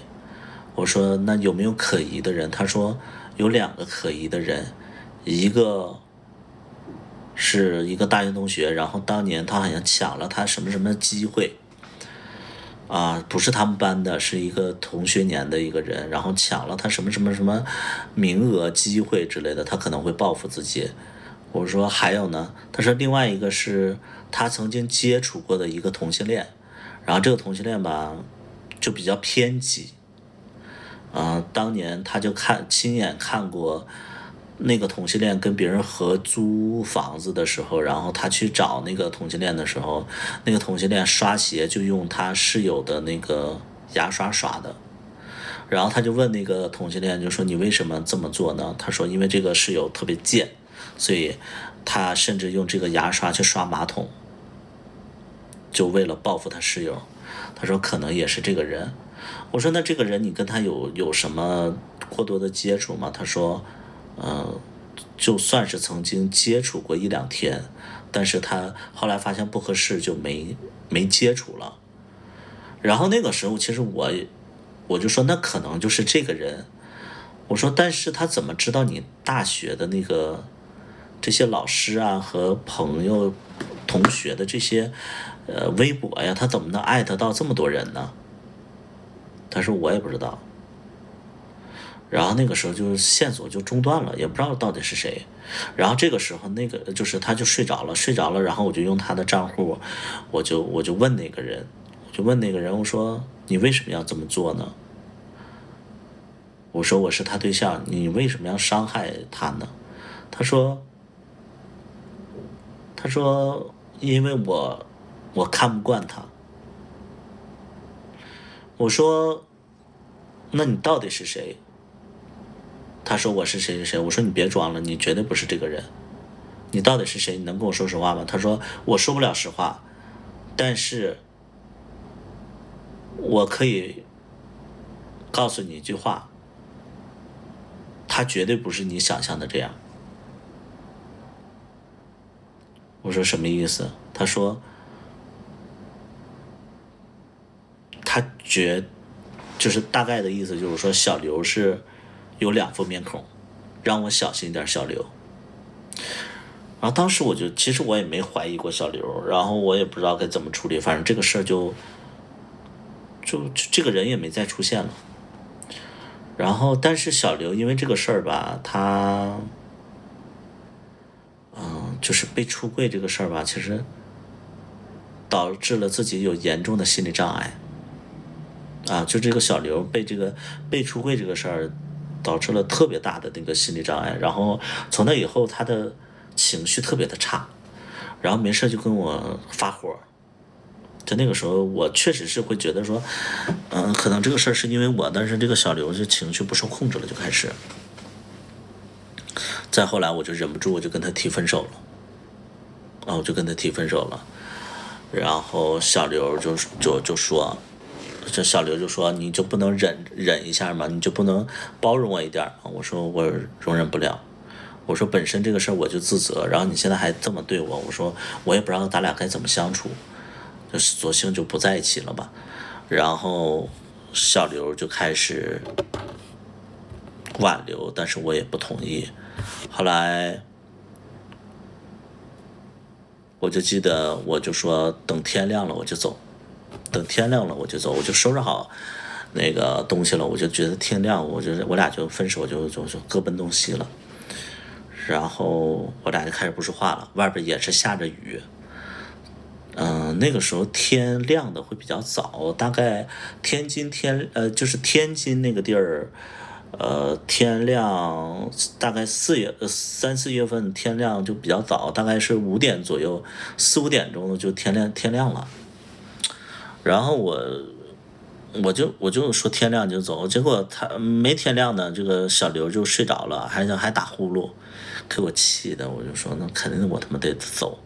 后来呢，我就决定跟小刘那个天亮我就走嘛。结果天亮的时候，我就开始小心翼翼的，我就穿衣服，然后我就出门。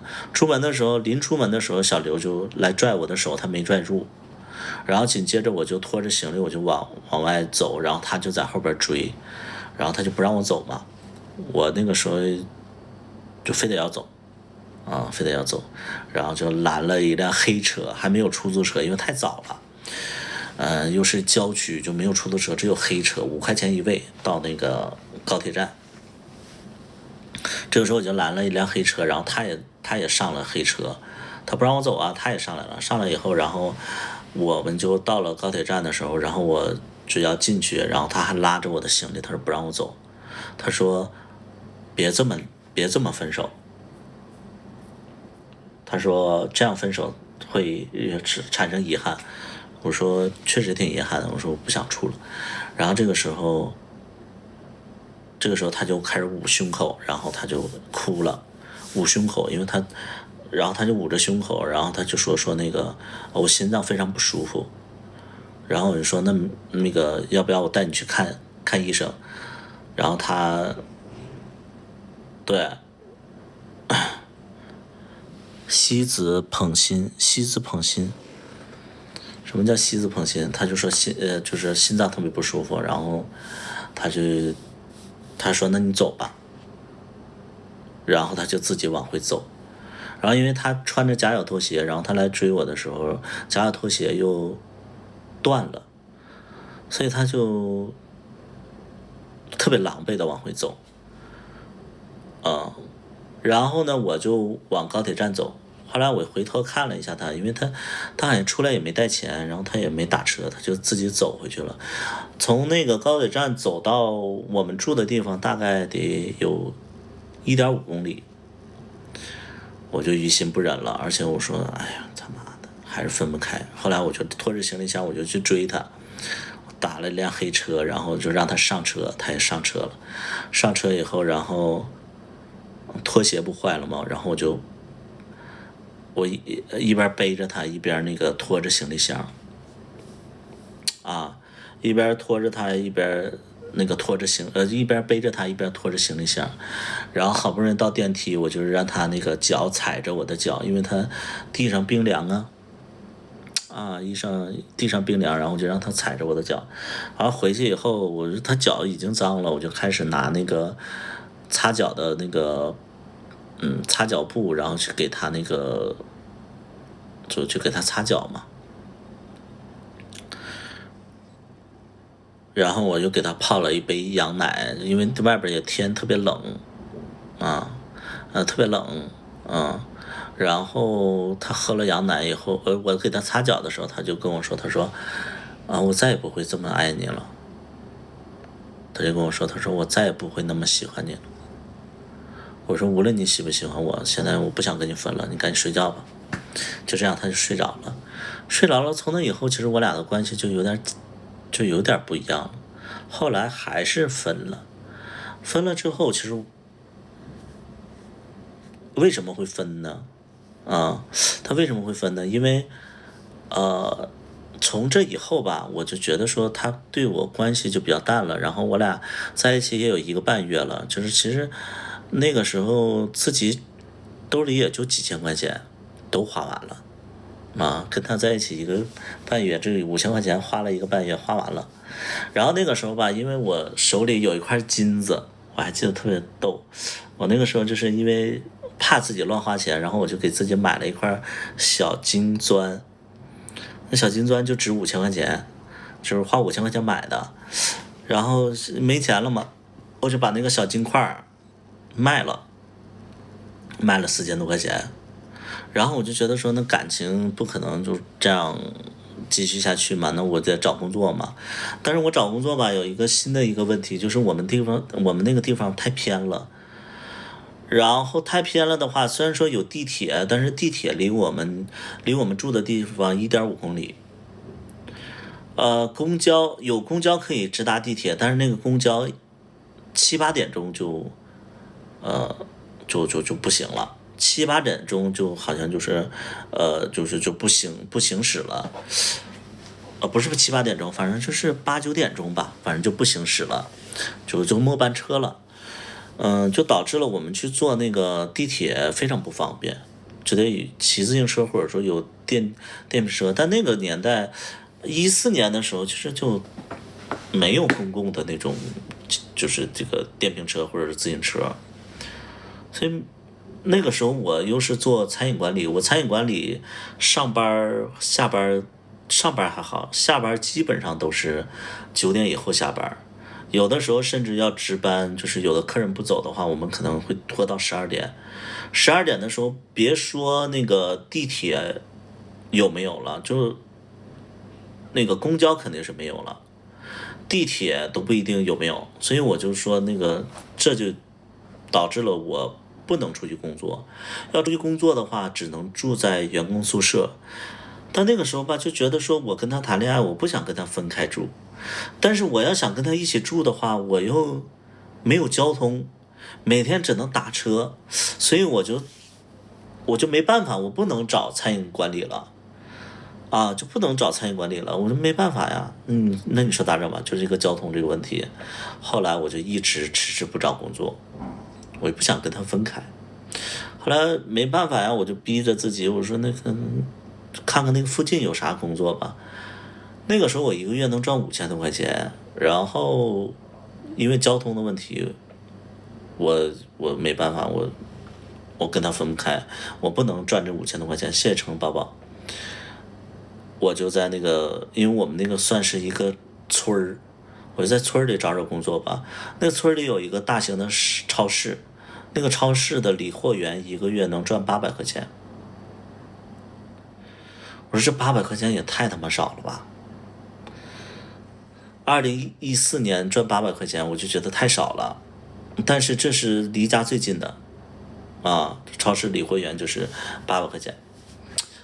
后来我就说那实在不行，我再找别的工作。然后就是因为他是那个村儿嘛，那个村儿是属于那个回迁房那个楼就是有送快递的活，送快递1个月能赚2500，而且是有提成的，而且不用坐班，而且就是也不用自己买那个3轮车，反正就是唯独难一点就是就是要熟悉各个小区之类的。我说这行啊，我说这个我说这行啊，我说我实在不行我送快递去吧。那个时候就是觉得送快递也挺好的，离家近，然后又能赚2000以上之类的2000多，将近3000块钱。结果我特别开心，我就跟他说，我说我找着工作了。但是他那个时候吧，因为他在忙毕业设计，他就不经常回来。我已经大概1周没见着他了，我就给他打电话，我说那个干嘛呢？他说在那个拍摄呢。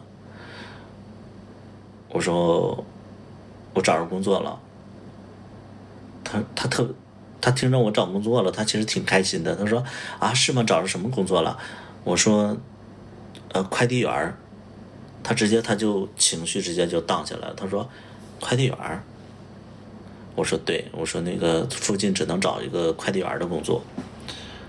他说那你为什么不做餐饮管理呢？我就跟他说，我说这个不想跟他分开住之类的。然后他就说你不应该为了我就是选择一个做快递员，快递员有什么出息啊之类的，而且这个很辛苦，每天晒得浑身都发黑之类的。我说那谁让就是咱俩谈恋爱呢？他说那你要是这样的话，他说你要是这样想的话，那我会很自责。反正他就不开心，我就说哎，你别管了，我说我自己愿意在这边，我愿意为你做这个行业，或者说我自己愿意，我也不是为谁。他就不开心。我说我庆祝我找工作的话，咱俩今天晚上就是你回来我做点饭，咱俩做点菜，咱俩好久没见了。他说我不知道啥时候能回去呢。我说那今天晚上一定回来，我给你烧那个红烧带鱼，他特别喜欢吃红烧带鱼。然后他说行。结果那个时候吧，因为我没做过红烧带鱼，我买了2份红烧带鱼。中午的时候我试做了1份，碎了。那个红烧带鱼吧，它不能碰，一碰它就肉就散了，就像红烧那个带鱼酱了。我就一开始做，然后我就失败了，然后结果我就说晚上再做一遍吧，还是失败。我做了3次，我大概做了3次那个红烧带鱼，也还是不行，但是凑合事儿吧。然后就等他回来，然后大概4点多我就问他，我说你啥时候到家？他说还得等一会儿。我说然后5点多就说，我说那个回来的时候带点什么调料之类的。他说知道了。结果6点还没回家，我说6点了还怎么啥时候到家？他说不知道呢。7点的时候我问说那个我开始炒菜了。他说要不我今天不回去了。我说不行，你必须得回来。8点的时候他说那个我问他说那个他今天晚上回不来了。我说你为什么回不来啊？我说都说好了呀，我说那个我都买好菜了。他说不行，他说他回不去。然后我就有点急了，我说你今天就是不想见我呗？我说那个我都找着工作了，你有啥不能聊一聊的呀？而且咱俩这感情这么处理不就完了吗？他就回避我，他说他不行，他说那个今天晚上回不去。然后我有点炸了。我说那你想不想处啊？我说我他妈为了你，我他妈都他妈找快递员了。我说你到底想不想处啊？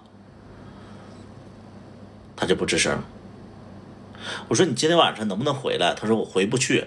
我说好，你回不来咱俩就分手。他说他回不去。然后我就收拾东西我又走了。我就走了。完了就又闹分手。真没回来。真没回来。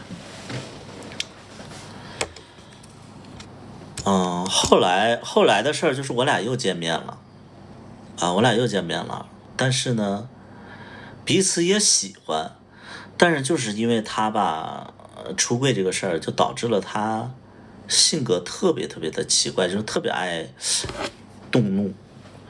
包括他有那段时间我俩就是半复合不复合的那种。有一天去学校，我俩也正常发生关系了。然后去完学校，然后他拿着一个盆里有一个内裤，他就说你帮我洗内裤。然后我不知道为啥，我就不想给他洗内裤。我觉得就是如果说俩人感情到那个份儿上吧，我就觉得说你洗内裤是一个很自然的事儿。我不喜欢他，他就有一种什么感觉呢？就是我是他家丫鬟，裁缝啊，我这内裤给我洗了，就那种，他有点不尊重我。就是他那个，我不知道该怎么形容他，我不知道该怎么表演出来他的那种不尊重，他有一点考验我的意思，他有一点不尊重我的意思。然后我说我不洗，我说在那块先泡着吧。他说你必须得洗，我说我不洗，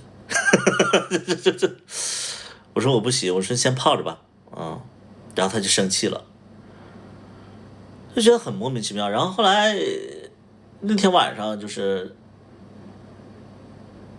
俩人就有点不愉快，然后紧接着他就回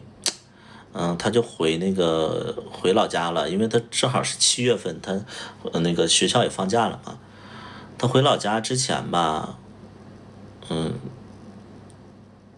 反正俩人就特别别扭，又像对象又不像对象，也没说复合，然后发生的时候他也不情愿，你知道吧？就是特别难搞的一个人，我就觉得说他也不开心，但是吧，他又享受你爱他的这种感觉，你们能懂不？就是因为后期我俩的那种状态就是什么呢？他知道我爱他，他也知道我愿意为他做一些事情，我俩也互相相爱，但是他可能就是因为那种，就是那种受过伤。然后呢，就考验你，然后不尊重你，看你真生气了，他还哄你，反正就那种感觉，就是特别特别奇怪的那种相处方式。然后他就回老家了。回老家以后，有一天我就问他，我说那个你干嘛呢？他说我看心理医生呢。我说什么事儿啊？他说就是因为出柜的事儿，他现在在看心理医生。当年的我太直男癌了，我操！我就说浪费那钱干啥呀？那个去看心理医生很贵吧？他说几千块吧。我说这几千块钱干啥不好？我不理解心理疾病，我觉得这就扯犊子，我觉得这就是他妈的，就是有钱烧得慌。我就觉得说有他妈啥心理问题呀？他在看心理医生。然后我就完全不理解。然后后来我们就很奇怪的，就是没再见面了。但是你看我讲这个故事，就是牵扯了很长时间，实则不然，我俩在一起接触，就是从那个2月份到7月份。2月份到7月份5个月，但是这中途我俩还分手了将近1个月。我搬走了呀，我俩那个时候就不住在一起了，所以就是5个月的时间，然后俩人还分手1个月，4个月的时间，4个月的时间俩人也不好好相处，然后就各种就是莫名其妙的一些争论呐，然后一些就是反正不愉快呀，反正就是非常不开心。然后不开心，后来就没再见过面了。但是后来我跟他分开之后，我就开始疯狂写歌嘛，我就开始那啥了，我就开始直播了。直播那个时候，因为他研究生毕业之后，他想去北京发展。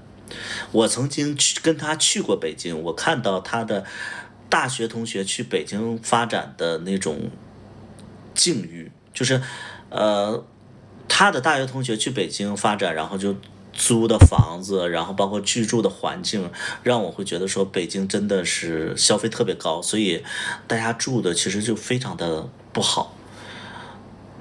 就是同样可能那边4000块钱租的是一个隔断，然后旁边声音特别不隔音，而且空间特别小，4000块钱。那几年是去北京的那个高峰，所以那个时候的房价就真的很离谱，租房子的价格很离谱。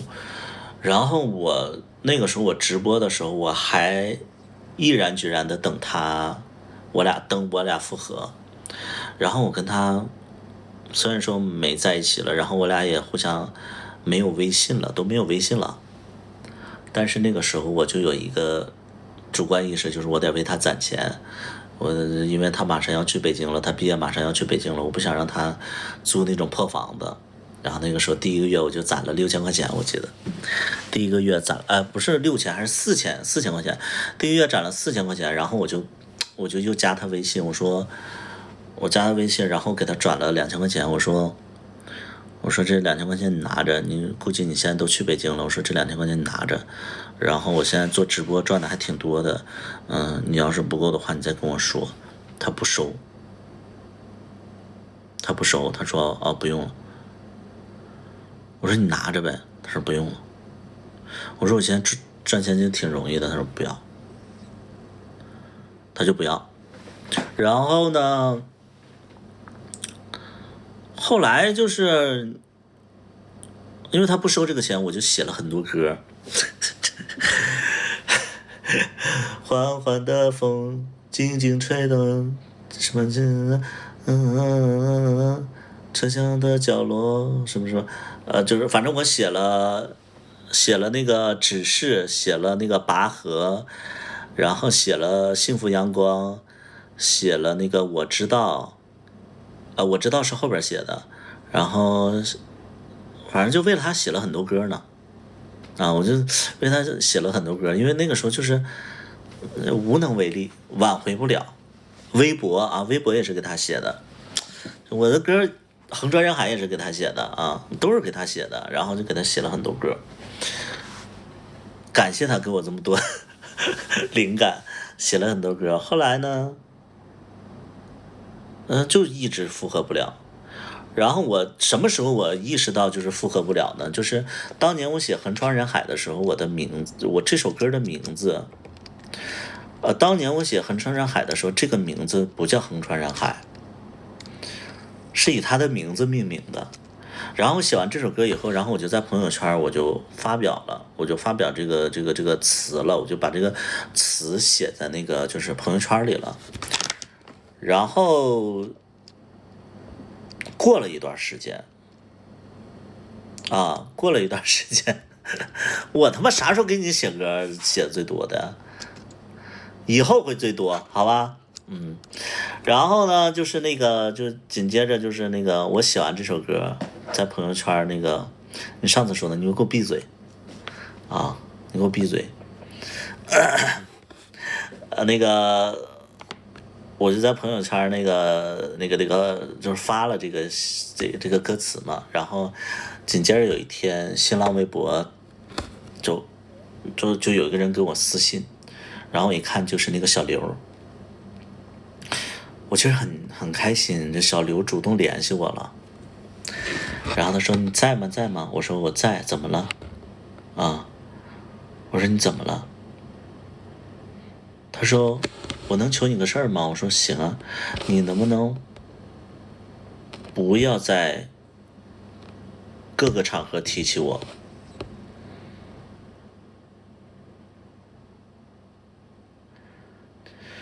你不要拿我的名字写歌，不要再让我被别人关注了。我说对不起，我说那首歌是写给你的，所以我就拿你的名字命名了。他说我因为出柜这件事情，我已经有很严重的心理问题了，你还总是在这个圈子里提起我，身边的人提醒我说你在拿我的名字写歌，我不想这么张扬。我说我没考虑到。他说咱俩不是一路人，你不要再提起我了。我说好，就这样，我那一下心就凉了心就凉了，我就觉得自己好，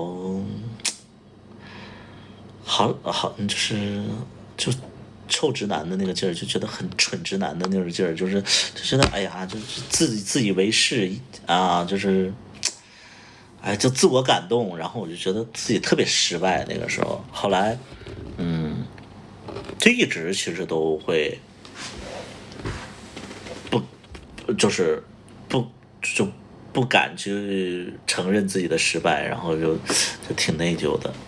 再后来2017年还是18年，对，自作多情了啊，17年还是18年啊，然后当时我跟别人就一起逛街，然后在三里屯的北区，然后有一个扶梯，然后我在那个扶梯上我就看见他了，他可能也看见我了。当时我看见他，然后我就就是浑身过电一样，我赶紧转过去了，我不敢见他，我就非常的慌张，我就像一个贼一样，我就看见他，我不知道他看不看见我，反正我咵一下我就回头了，然后我就躲着不看他，然后回家我就写了一首歌叫《我知道》。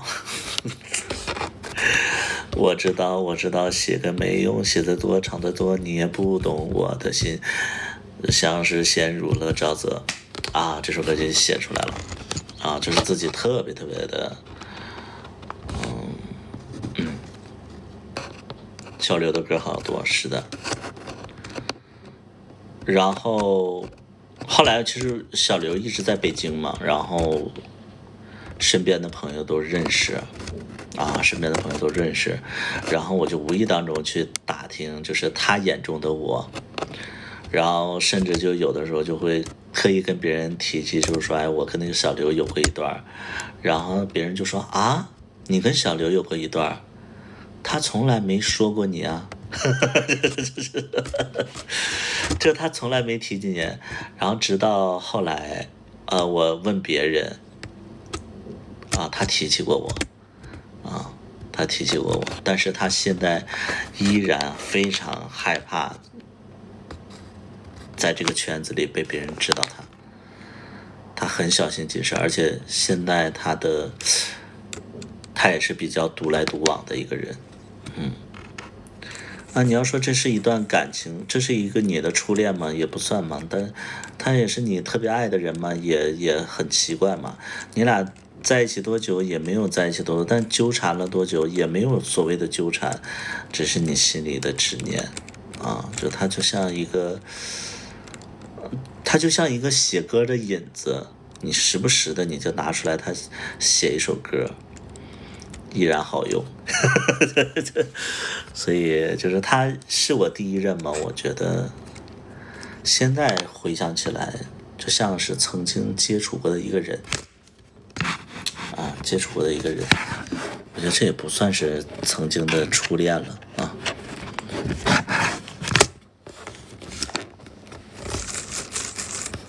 你们觉得这算初恋吗？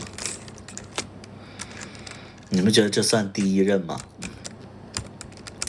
在你们的认知里边算不算？算呐，哦。但人家不拿我当初恋啊，宝贝们，那他不拿我当初恋，那我怎么算呢？我是不是又有点自作多情了？就你们怎么去理解这段感情呢？就是其实我觉得他很重要，但是他不拿我当一任呢，那我要去这么定义吗？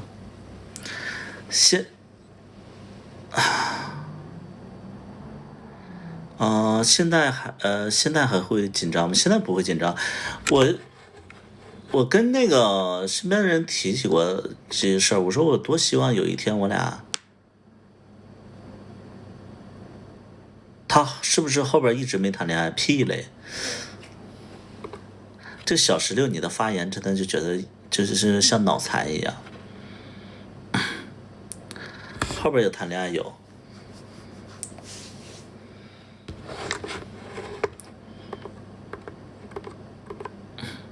后边其实我都想着说，都已经过去了10年了，我其实蛮想就是俩人见一面，因为他也是做影视方面的，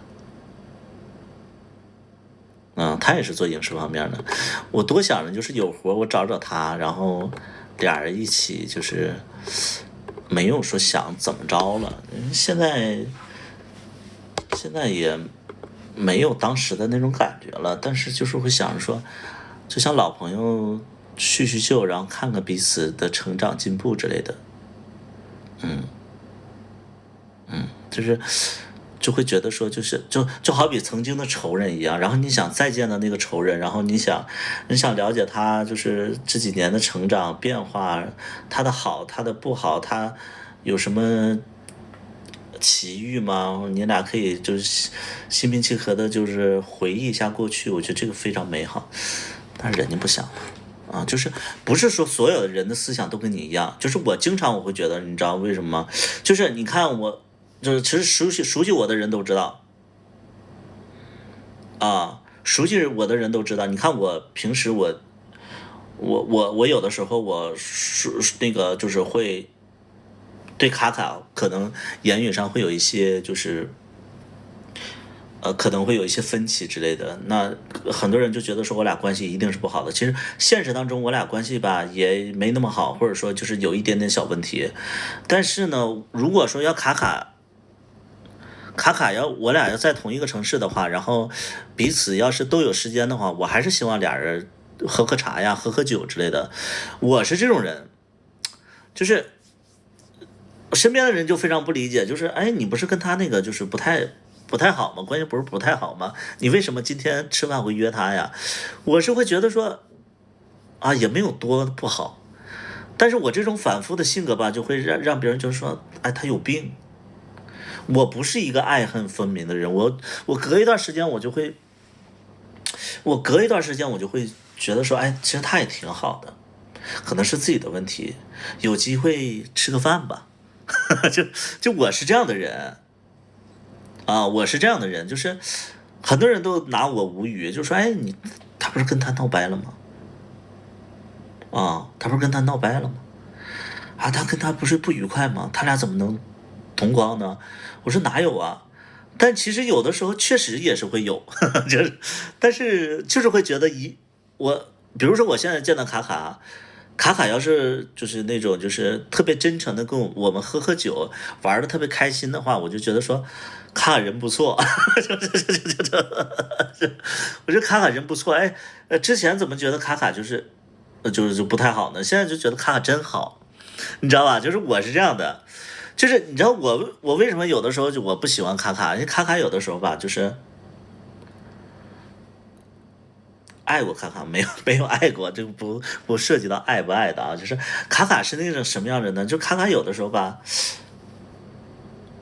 卡卡是那种完完全全不懂这个社会关系的那种人。他其实他懂，我后来跟他聊过，他其实是懂社会关系的。但是呢，他讨厌社会关系，就比如说推杯换盏啊，推杯换盏他非常讨厌。但是对于我来讲的话，我觉得推杯换盏是对一个人的尊重，能明白不？这就是我俩的不同。就是那个时候我就问，就是因为我们一起吃饭的时候，我明显感觉到卡卡是那种怎么说呢？就是别人敬他酒，他也不会就是特别尊重的，就是跟别人喝一杯那种，他就会说啊我不喝。他是非常随性的那种，但是你知道在之前的我就会觉得说真没礼貌，我就觉得真没礼貌。或者说人家跟他喝酒的话，人家都非常尊重，你说哎那个卡卡看过你的剧怎么样啊？谢谢，就那种就是特别怎么说呢？就是我就这么说吧，我给大家举个非常简单的例子，就我是什么样的人，他是什么样的人啊？就是如果说别人跟我喝酒的话，我首先我会站起来，我说哎你好。就比如说粉丝啊，比如说粉丝跟我喝酒，别人说哎那个百里是吧？我给大家表演一下啊，就是我正常我要是在这块坐着吃饭喝酒的话，有人来找我，就是说认识我的话，我会这个不算啊，200刀你吃啊？哎你好你好。哎，百里，那个，哎，真是那个，能跟你喝杯酒吗？啊，可以啊，来，我倒点酒，来。然后那个粉丝就会这样，就是我俩就会杯子一个杯子比一个杯子低，因为其实杯子低是代表着尊重，你们这个你们懂吧？就是俩人碰杯的时候，就是一方杯子低比另外一方低的话，其实是尊重他啊。然后我就会跟粉丝，我就互相就是低，你知道吧？就是会有一个这样的一个行为。但是可能卡卡是一个什么样的人嘛？就是那种吃啊吃啊。啊，卡卡，哎，那个特别喜欢你，能跟你一起喝杯酒吗？啊，喝啊来。啊，卡，那个敬你一杯。啊，来，谢谢啊，就那种，他是这种，你知道吗？就是我问过他，这一开始我会觉得说这个是有点轻狂。你知道吗？这是有一点轻狂，就是，包括有一些大人物，就是有一些比我们大的人物啊，就是，会跟卡卡喝酒，卡卡基本上都是这么处理的。有的特别大的人物，就是来跟卡卡喝酒也是这样。当下我就觉得说，其实就是不是一路人，对。然后当时你知道那个时候我就对他感官特别不好，我就觉得说，哎呀，这个人怎么这样啊？对，就是他怎么这样啊？然后就是后来我就不想跟他接触，你知道吧？然后直到就是后来我们俩喝酒或者连线的时候，我就问卡卡，我其实就是带着不喜欢我问的，我说卡卡，你为什么就是从来不注重这些东西？我说你是不懂还是怎么着？他说其实我懂。我说那为什么你还这么处理？他说因为我不喜欢。他说我不喜欢。他说我单纯的不喜欢，我不喜欢酒桌上你敬我，我敬你那种虚假的那种感觉。然后那一刻我就完全能明白了，因为有的时候我也看不惯一些事儿，然后他看不惯这些事儿，我恰恰就是我曾经也看不惯这些事儿。你知道吧？所以那一刻我就觉得说，原来他不是装，或者说他装的意义是在于，就是说我不想让你觉得我是个俗人，能明白不？就是他之所以不像别人，其实他也懂这个，就是就是敬酒的这个态度啊，或者说这个杯子的高低的问题，其实他懂啊，他懂，但是他不想。他觉得说我不想让别人觉得说我是一个老油条之类的，我就这样处理了啊。我心里我觉得我没有装，就是没有装，他是这种心理。但是我当时我就会觉得说，因为我是个做生意的人，然后又是那个就可能就是酒厂就酒桌文化会，我可能就接触的比较多，我就觉得真的很没礼貌的那种。很没礼貌，就是所以那个时候我俩就逐渐的，就觉得说不是一路人，不是一路人，不是一路人。但是就是后来聊清楚以后，我发现，我能接受，我就能接受了，我就觉得说这不是什么缺点嘛。那个时候可能就是因为他跟你不一样，所以你会觉得他有一点点小问题。但是其实为什么跟你不一样，你就看不惯人家呢？对不对？就是后来我就觉得说，那个时候可能被那套理论和那个标准去框住自己，然后也同样用那个模子去框别人。如果别人跟那个模子不合适的话，你就会觉得是这个人的问题。我觉得这个是太愚蠢的这种定义了。后来我就觉得卡卡挺好的。但是很多人就会觉得说你怎么又跟卡卡接触了？我说我就觉得没什么呀。但你知道现在我有的时候我见着卡卡我依然喜欢不起来。就比如说什么呢？就是比如说就是那个大家一起喝酒，然后就一起吃饭之类的，然后他呢就不喝。就那种就是不喝我觉得这好奇怪啊，就是要不反正就是有的时候我俩节奏就是不同频，我俩其实是不同频的，但是我又觉得说这也没什么问题，但是有的时候看到他吧，就是他不是一个捧场的人啊，就比如说我们，怎么讲呢？就是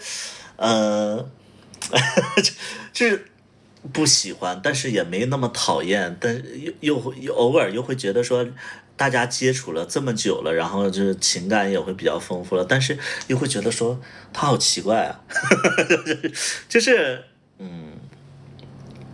我已经很努力的，就是在理解他，但是有的时候还是跟他不是，就像你们说的是不是同路人似的。就是有点不是同路人，就比如说非常简单的道理，就是我们在一起吃饭，你知道我们在一起吃饭，然后他是广东地区来的，他就是那次就举一个非常实际的一个案例嘛，就是这个事儿我也跟大家讲过嘛，就是有一次我俩。其实他从广东来深圳玩，他跟广东的朋友来深圳玩，然后我们在深圳，然后他广东的朋友和我深圳的朋友他俩认识，所以我就作陪，然后就跟那个卡卡又见面了，然后我们就是他们广东来了俩，然后深圳我们4、5个人陪这俩广东的，然后呢，我们深圳的就作为东道主就会敬这俩广东的，也就是敬卡卡和他的朋友，但是卡卡喝着吧，就是我们还在那块特别官方的，就是在聊天啊，或者说在那个就是聊八卦呀之类的。这个时候卡卡觉得没意思了。这个时候就是所有人都在那块寒暄的时候，卡卡这个空气当中就是传来了一声 Kimi。然后我们所有人齐刷刷的看这个声音处，然后卡卡这个时候已经翘着腿儿，然后开始打那个王者了。你们懂吧？就是我们所有人都在演好这场戏，或者说都在就是尊重别人，然后就是那个怎么样的。然后这个时候作为关键的客人其中的一个，就俩客人嘛，然后卡卡你是其中的一个客人。然后那个人还在跟我们就是他说笑，这个时候卡卡装都不装了，Timmy， 然后我们全人都看了他，然后这个时候吧，有人就是作为我们就是深圳这帮人吧，就可能就会觉得说，哎，这卡卡可能就无聊了，然后这个时候有人敬卡卡酒了，就对吧？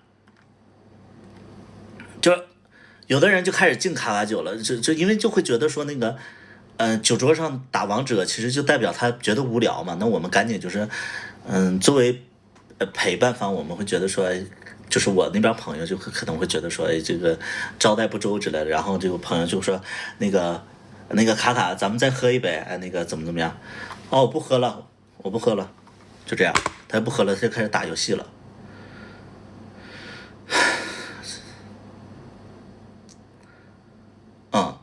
就打游戏了，就我不喝了，然后其实大家都有点尴尬了，你知道吗？就是饭局上，如果说是这样的话，其实大家有点尴尬了就，但是卡卡他不觉得尴尬，他就在那块打游戏了。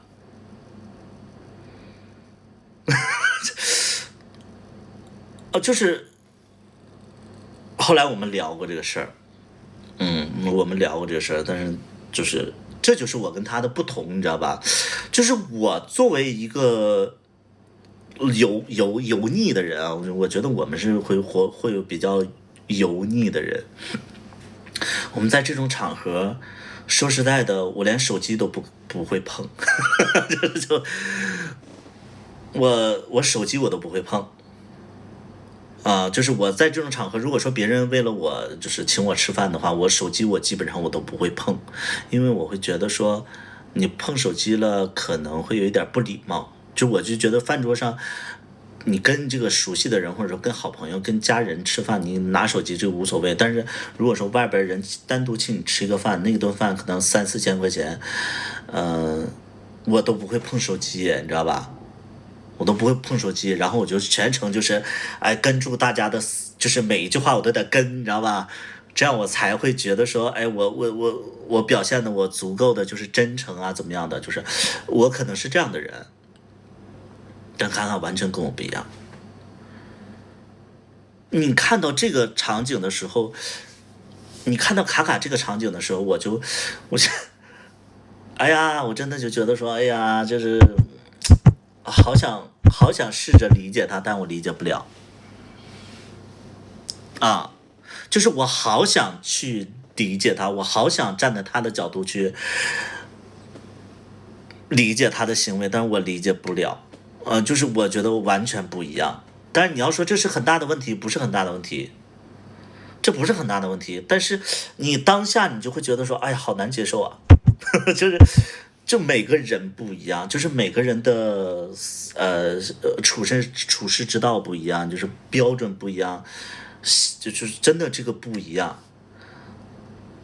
这如果说是2把刀的话，我会非常生气，你知道吧？那作为那个作为那个卡卡的话，我没有权利去告诉他应该他怎么做。但是这要是2把刀的话，我会非常生气，你知道吧？我会非常生气，我觉得这是非常非常不礼貌的行为。如果说你是我对象的话，我会告诉你说这不是一个礼貌的行为，下次咱们不要做，你这样可能会得罪人。但是因为他只是我的朋友，说卡卡只是我们合作过，或者说他只是我的一个朋友，普通朋友，那我就没有办法去要求。但是我看到这样的行为，我还是会觉得，哎呀，我就想着说下一次吃饭尽量不要带卡卡了，因为他这个行为可能会得罪人，你们懂不？就是我作为一个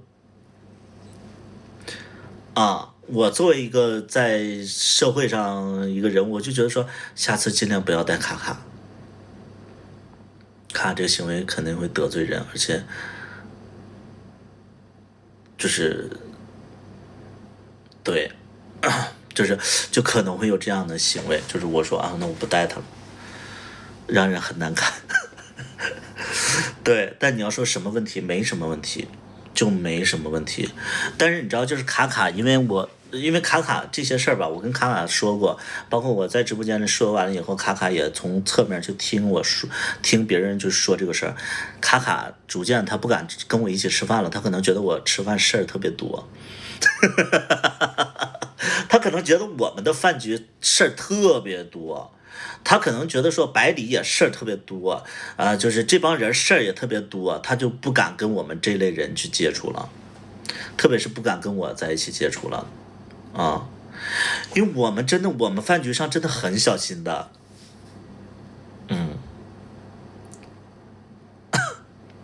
我们饭局真的很小心的。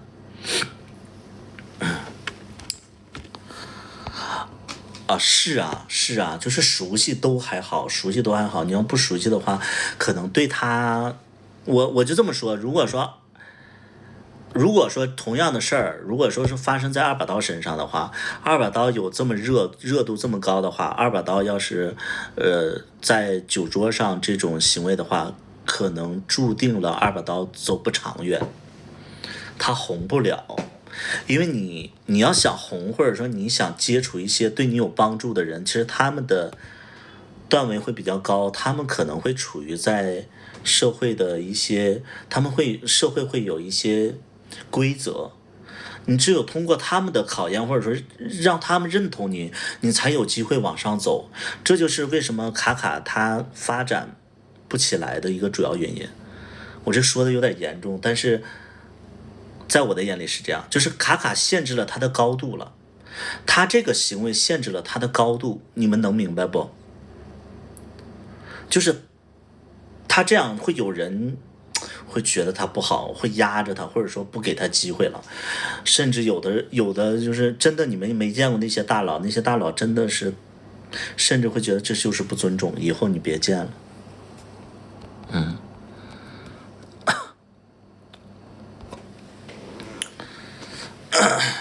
对，就是他的高度被限制了。其实我们这批人啊，就是无论说龙二和卡卡，还有我，还有龚大虎，我觉得我们热度最高的其实就是卡卡。我们觉得我们这帮人热度最高的其实就是卡卡，但你看卡卡只有那一部戏，只有那2部戏。都是我跟他拍的2部戏，他没有其他的成绩了，就是他没有到其他的剧组里了。一是他可能演技确实是可能有一些问题，第二点呢，就是我觉得卡卡因为这部剧肯定会收获到很多，他也会认识到很多牛逼的人物，但这些人之所以不跟他接触，或者说没有什么后续了，这是他要反思的，能明白不？能明白不？就是我都听说过卡卡因为这部剧，然后跟很多我身边的人他们都认识啊，我都听说了。就是卡卡，因为我经常那个时候卡卡火了之后吧，我身边有一批人就开始跟卡卡玩了，开始跟卡卡玩了。然后后来就看卡卡跟他们认识了一段时间，就没有后续了，就卡卡可能也融入不到他们的生活，那帮人可能时间长了也会觉得卡卡，他好像有点就是不太懂这些礼节礼貌的一些东西啊。对，但是这样的人自己也不在，非常的准。你们说的非常非常的准，就是卡卡本人他不在意。卡卡本人是非常不在意的，他没有往前走，就是卡卡这个人，我后来我就了解，他跟2把刀还不一样。2把刀是真的喜欢这个行业。我记得有一个饭局，就是我们曾经就聊过卡卡的真实的想法，就是说我以后不会再做这行了，我只是就是无意当中在这行，然后有点成绩，知名度我也有了，钱我也赚到一点，我以后不再碰这个东西了。我觉得，就是没多大意思。他曾经有这么表达过，那我们就觉得 OK， 那这个就是你的选择嘛。那你不能说逼人家往上走吧，你不能说逼人家去演戏吧，人家自己志愿不在这儿。但你看2把刀，他就是非常想演戏，因为他喜欢热爱，他喜欢音乐，他喜欢表演。你看卡卡他喜欢吗？我觉得他不喜欢，他真的是就是老天给他一个很好的一个就是一个体验，然后他又有很就是比较幸运被大家就是认可了之类的。他真的当年的人气真的很高，他真的比我们都高，那么高的一个那个热度，他没有接住，我觉得。为什么我这么多年我喜欢龙二呢？因为我会觉得，就这么多年我都喜欢龙二，我都喜欢跟龙二合作。为什么？不是说因为龙二热度高，龙二的热度没有卡卡高。那个时候卡卡的热度比龙二还高。那个时候卡卡的热度是最高的，比我们都高，比龙二都高。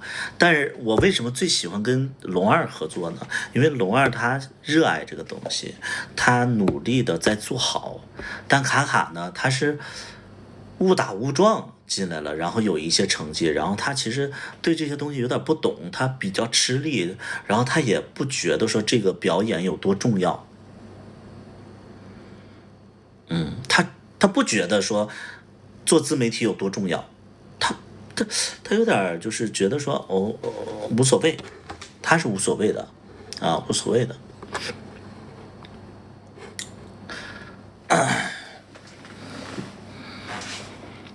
我们喜欢酒吧里的卡爷，酒吧里哪有酒吧里啊？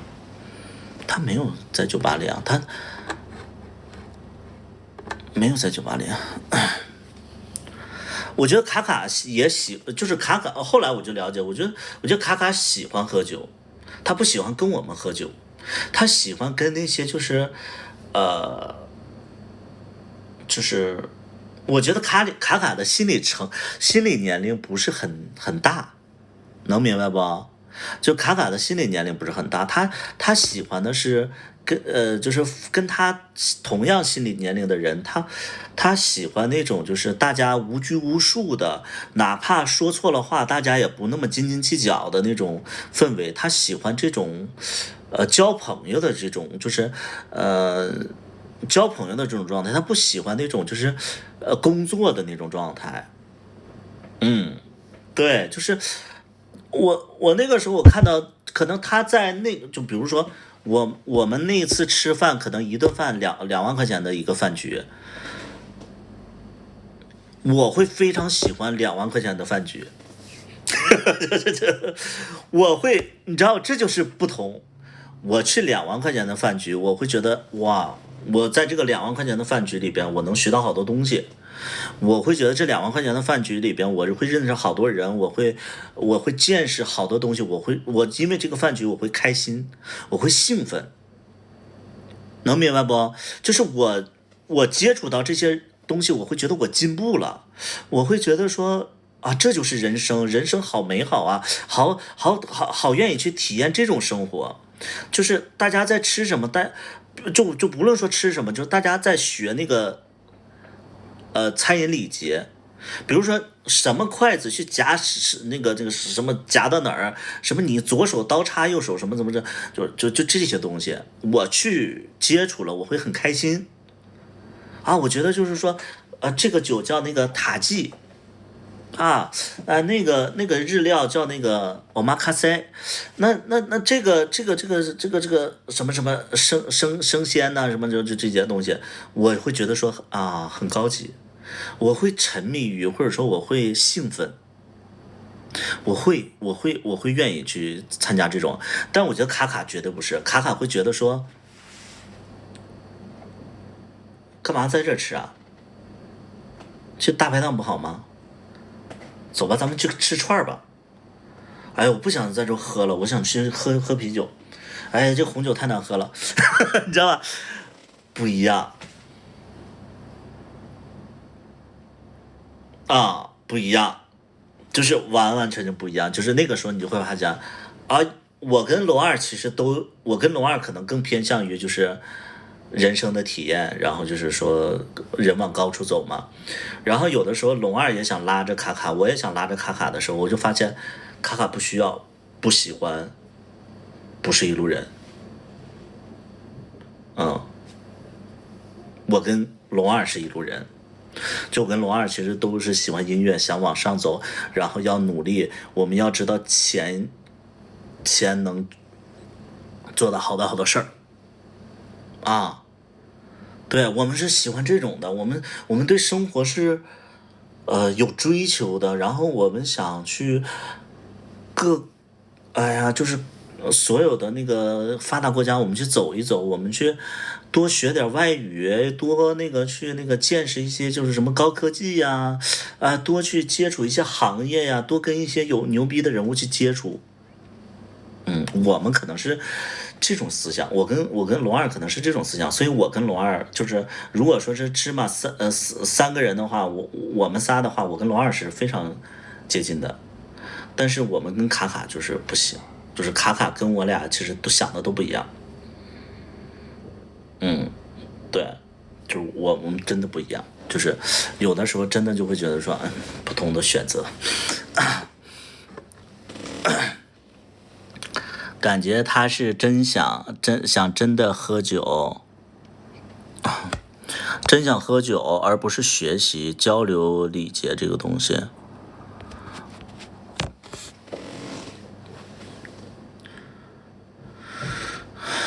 就是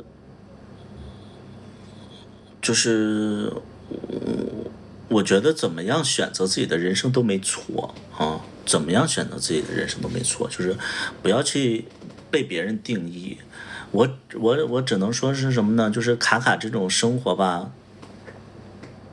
这是他自己的生活啊，他自己的生活，他愿意这样的生活，那你代表谁呀？你干嘛去决定人对错呀？对不对？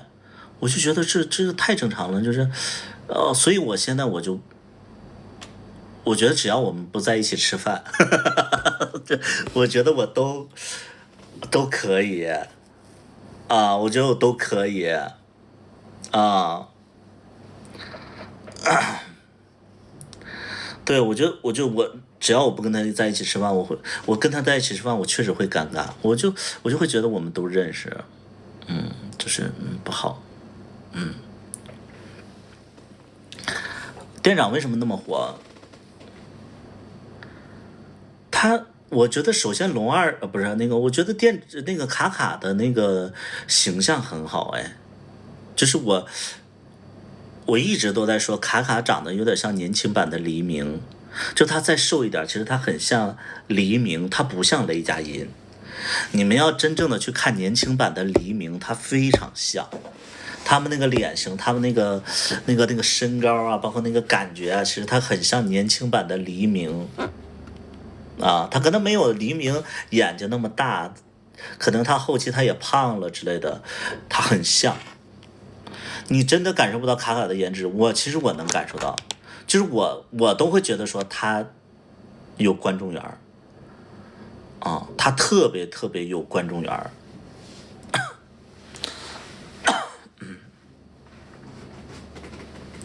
对，王蒙是女的。就是我会觉得说他非常有观众缘，而且他会因为他自身的那个状态，大家会觉得他更好看，就更好看。就是说，其实他本人吧也就那么回事儿，但是吧他会让观众觉得他真的很好看。没有，是卡卡。因为卡卡的外形的话，喜熊的也能接受，喜猴的也能接受，然后包括他又没有胡子，他又不那么 gay， 他有点喜欢直男的也可以，你知道吧？他是太综合的一个演员了。为什么我会强调，就是说演员一定要有观众缘儿，太好了，他的形象太好了啊，所以我觉得他火吧。也是有40%必然性，对，他其实真的形象占了很大一部分啊。再一个吧，我觉得这是幸运，我觉得他有点像杨超越，他是我们剧组里的杨超越，他真的是我们剧组里的杨超越。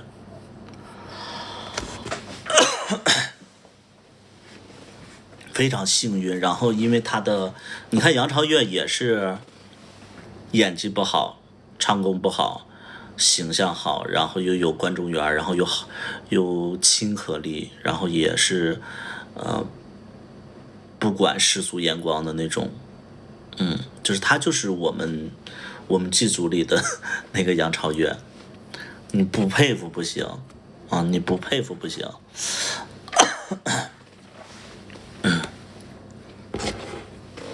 锦鲤啊，就是锦鲤。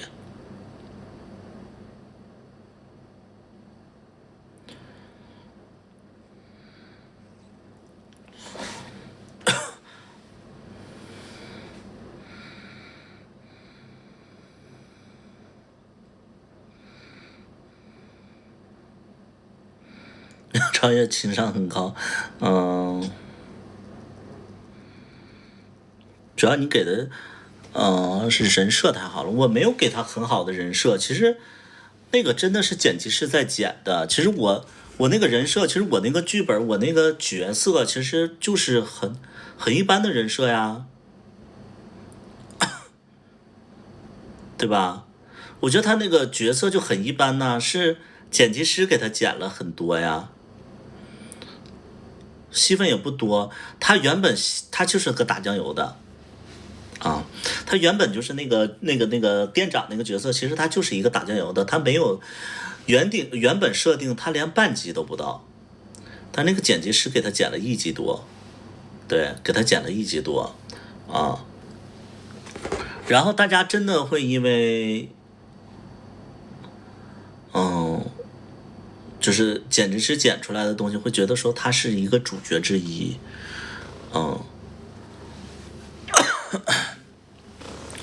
我没有给他很好的人设，就是我就觉得那个人设，我觉得那个人设哪儿好啊？我不觉得哪儿好啊，他要结婚呢、可能没表现他要结婚啊，就我不觉得他人设有多好啊，我觉得就是锦鲤，他就是锦鲤，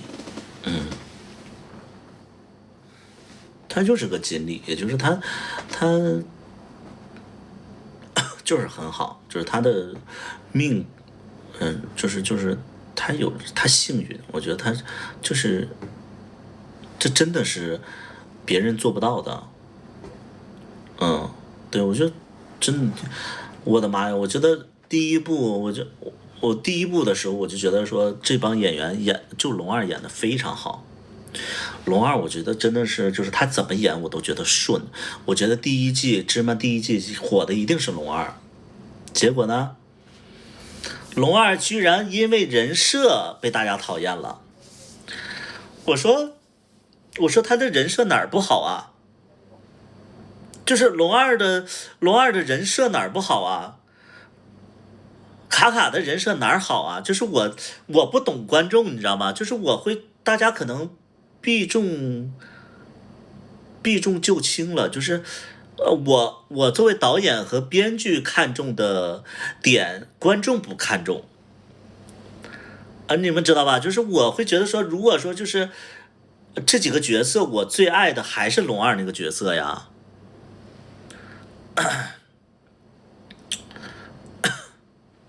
我还是爱那个角色呀，我会觉得说非常有人格魅力啊，然后演起来也非常的非常的就是爽啊，因为他这个人物是特别丰富的，能懂不？就是我们作为创作者来讲的话，比如说啊，我们创作者来讲的话，我如果说要火影忍者的话，我要选的话，我一定会选带土，我会想演带土，我不想演那个鸣人。就哪怕鸣人和带土一定让我选一个，我一定会演带土。为什么呢？因为带土这个人物是特别丰富且有挑战且非常有人格魅力的，而不是那个就从头到尾的那个傻太子爷，明白不？就是我会觉得鸣人这个人设是好，他好的太呆板，然后时间长，他的好会让我们有一点点不喜欢，能明白吧？就是我作为制作方，我会觉得说，什么是好的角色？就是有人格魅力的是好的角色啊。对呀，我会觉得说，真的，我就会觉得说，没有人会觉得店长太假了吗？就是店长这个人设不觉得太假了吗？就是我会更喜欢那个，对呀，我会更喜欢那个龙二那个角色呀。我觉得龙二那个角色我特别想演。我觉得龙二那个角色我特别想演，我会觉得说，哎呀，这个人物真的好丰富啊！他他妈又是霸总，然后又他妈风光，然后最后又他妈落魄，然后又挽回，然后又他妈又哎呀，就这个太好了，这个太好了，这个人物。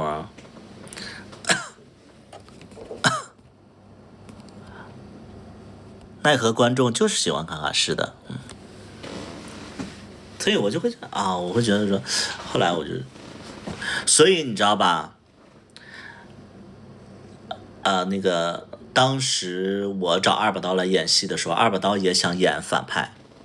二把刀其实也是跟我同样的想法，因为真正学过表演或者说接触过表演的，大家其实更愿意演一些就是有记忆点的，而不是那种圣母婊的那种角色。所以二把刀就跟我挑了一个就是比较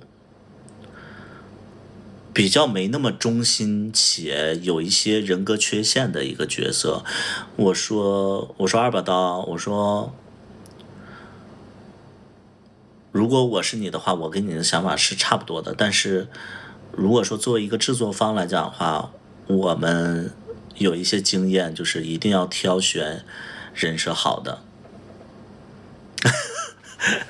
就是如果我作为制作方的话，我会奉劝你去演一个人设比较好的角色，因为人设好的人不会有任何问题。我记得我当时不知道给没给他举例子，我说龙二那个角色虽然说很精彩，很怎么样，但是火的是卡卡，哪怕龙二演技非常非常牛逼，非常非常牛逼。一开始要演哪个角色？他一开始不是说这个剧本，一开始是另外一个剧本，然后他是一个比较坏的，也不是比较坏的人，比较有手段的一个人。他一开始的角色是一个比较有手段的人。后来我就跟他说，我说你尽量不要选这个角色，你要选你就选最正派的那个角色，人设最好的角色，因为我们实际的经验就是告诉我说，演得好不如人设好。我就告诉他，所以我才给他了，哪怕就是换了一个剧本，我都会给他一个特别特别好的角色就是卡卡就是那个二把刀。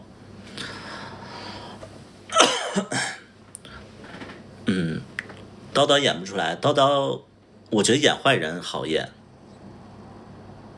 演坏人其实也好演，演坏人又爽又好演。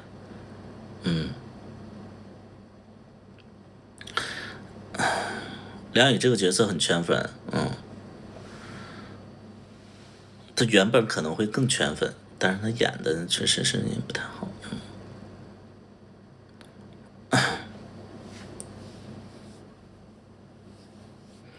叨叨剧里的谁啊？叨叨剧里的谁？你去看剧就好了。我们在这块聊什么东西，然后你都不看剧，你跟不上啊。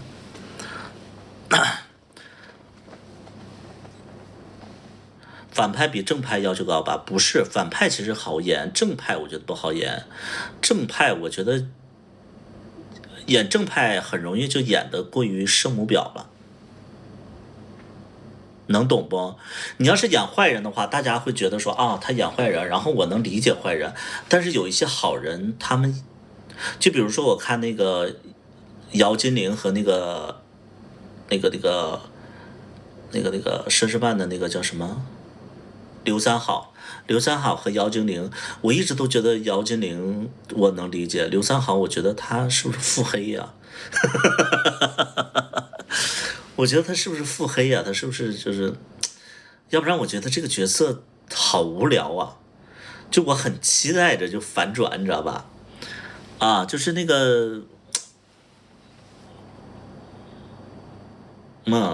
反正我，对，就是我会觉得说。反正我更喜欢那个就是反派，我觉得反派很直接，很直接。就比如说那个画皮就是赵薇和那个周迅的角色，我会觉得周迅的角色更好，哪怕周迅的角色是那个坏人，哪怕赵薇的角色就是非常非常好，但是我觉得周迅的角色太出彩了，我喜欢这样的角色。我特别喜欢这样的角色。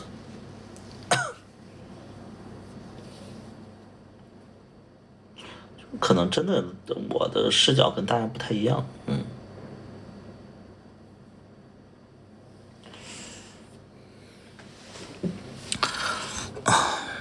但是坏到骨子里被大家要求，被观众喜欢要求高吧。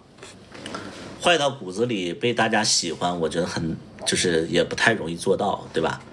这个也是实际的，对。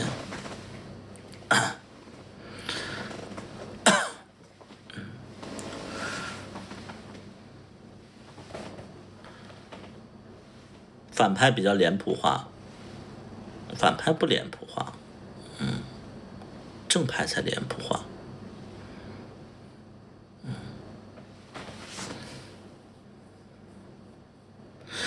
我喜欢正派变反派的，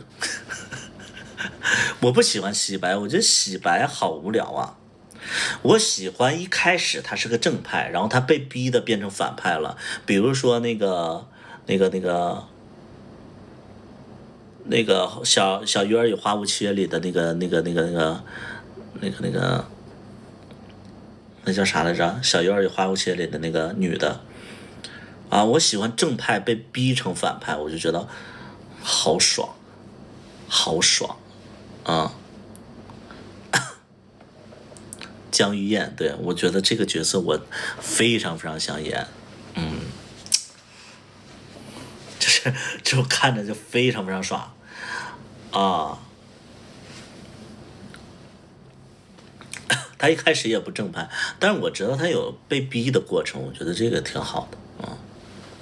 包括我也特别喜欢，就是《天才枪手》，你们看了吧？就是那个讲那个考试作弊的那个。我觉得这里边的角色我不太喜欢那个女孩我不太喜欢那个女孩那个女孩是一开始帮别人作弊，后来就是良心那个不安，然后就又那个回归好人了。我喜欢是那个男的，就是那个男同学，最后他变坏了。我觉得这个点真他妈好，我太喜欢这种桥段了。我就说。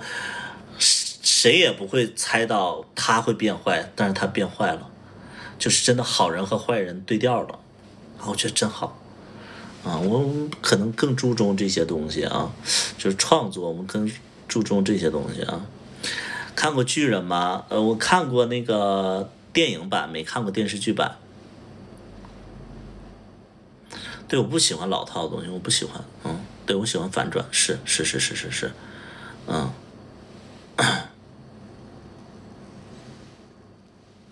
我看过巨人的那个电影版，那个动画版，我觉得太长了。电影版我还能，就是看了2部，好像动画版巨长，是不是？动画版就是，动画版是巨长的，是不是？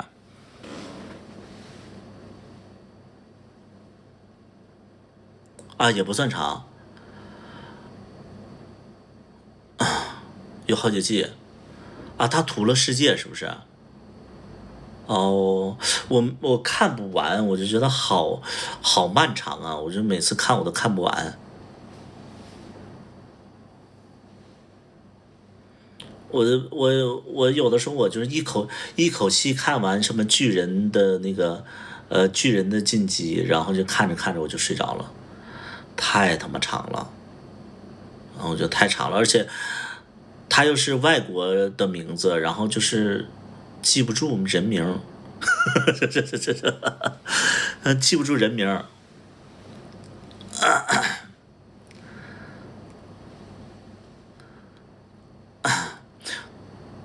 东京食鬼，食尸鬼吗？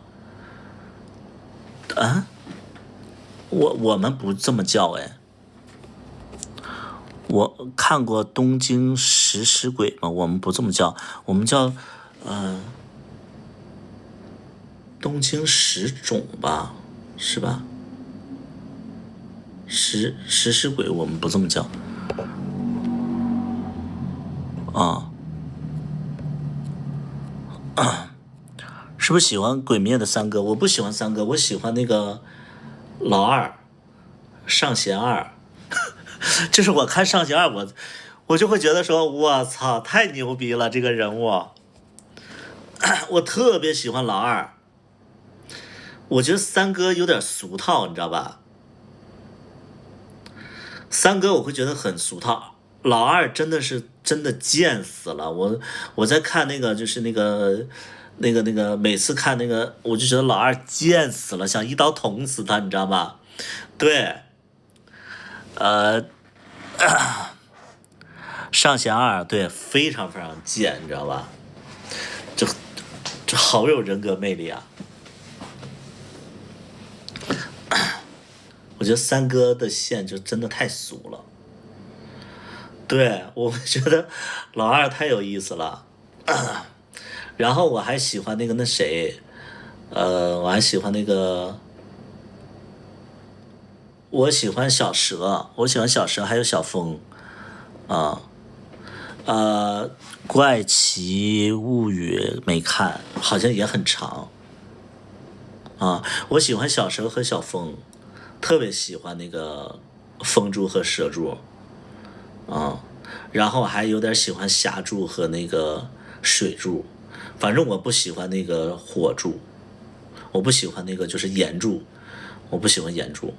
啊，义勇喜欢，但是我不喜欢岩柱，我觉得岩柱真的好无聊。这个角色就是好人，然后就会收获很多粉丝，然后就是很好，能懂不？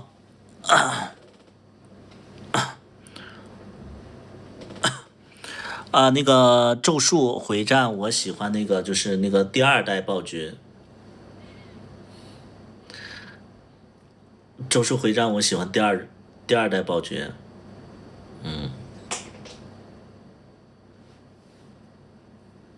我觉得第2代暴君真的超帅，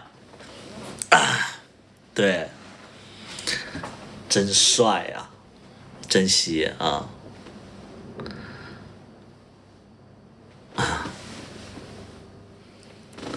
对，我觉得啊，真帅呀，我就是怎么这么帅啊？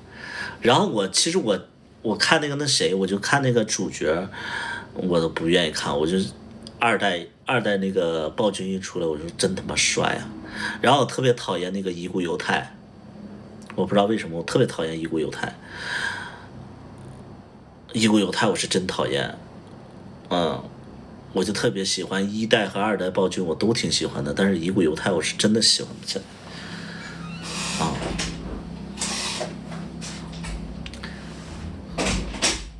我回来了。车停好了吗？挺好了。刮没刮呀？没刮。我那个停车场出口呢，我准备出呢，结果进口俩人直接撞上了。是因为你导致的吗？不是啊，我都还没上车呢，他们进口准备进呢，结果前面那个人。哪个停车场啊？啊？哪个停车场？就健身房门口。那个怎么能撞着呢？那个停车场这个上坡嘛，然后俩车挨着，然后前面那个车好像没踩刹车，直接怼上了。不知道没踩刹车还是说前进档发生倒档了，砰的一下就怼到后边那个车上。那你咋出来的呀？我从后边那个门出来的。我问那个保安，我说还有别的门吗？他说后边有一个。哦。但是那个停车场好像不是对外停车场。啥叫扫那个码没用，就打不开，最后是那个保安给我打开的门。啊？是啊。啥呀？我在那停过车呀。那为啥我扫那二维码扫不开呢？可能那个门不常用吧。反正我那个开了也没收我钱。那可能就是因为你刷的时候没从那儿刷呗，可能是。哎，那他会不会一直计费啊？不知道。那以后别搁那停了。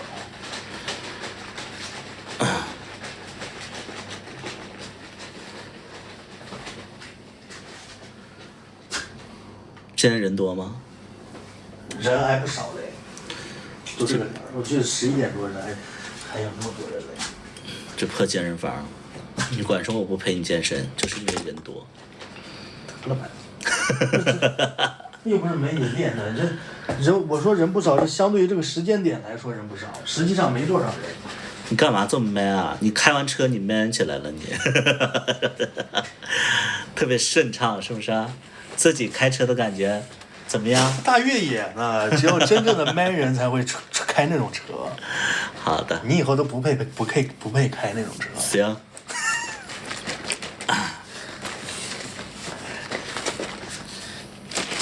有没有害怕呀？我都开得慢慢的，我停的，倒车也倒得慢慢的，慢慢停，慢慢开。幸亏那个停车场没有其他车要出来，要不其他人出来，我下了2趟那个驾驶室，我在那扫码都没扫开。尽量不要下来扫。那扫不到啊，开的灯太亮了，我又不会关那个灯。关哪个灯啊？车灯啊。为啥要关车灯啊？因为它那个牌儿是个塑料牌儿，它反光，你反光你根本就没法扫码，它那个二维码又小，我就只能下来车扫，我是站到那个灯前面挡着那个灯扫。叨叨是新手司机吗？是，他是高速路司机，就是他在高速上可以开，但是他要在那个就是普通的车道，他会就是比较少，所以他就是停车和那个车多的话，他有点紧张。可以去你深圳的酒吧见到你吗？我酒吧都关了2年了。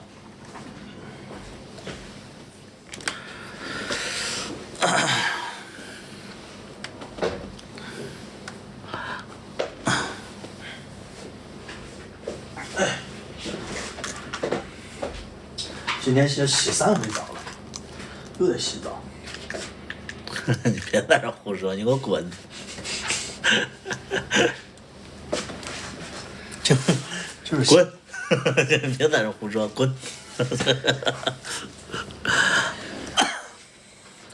夜宵在买粉，夜宵是那个汉堡，下午叫的还没吃呢。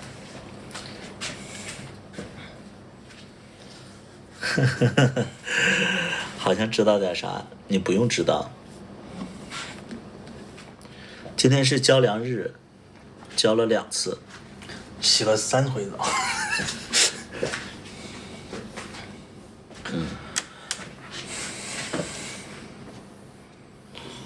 KFC 还是麦当劳？我点的必胜客，必胜客的汉堡比这俩还好吃。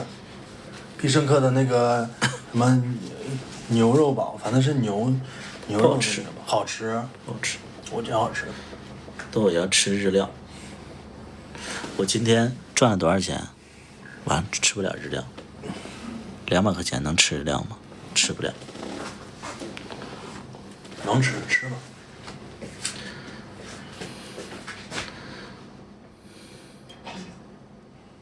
我的游戏还花了130呢。哎，那算啥？我原神还充了个648呢。吃省一点。汉堡王的好吃，汉堡王的最难吃。汉堡王那个肉酱的那个薯条好吃，而且汉堡王不是那个还是辱华了还是怎么着呢？就是抵制了，被抵制了。不知道，反正不要去汉堡王啊！汉堡王的难吃，必胜客的好吃，我觉得。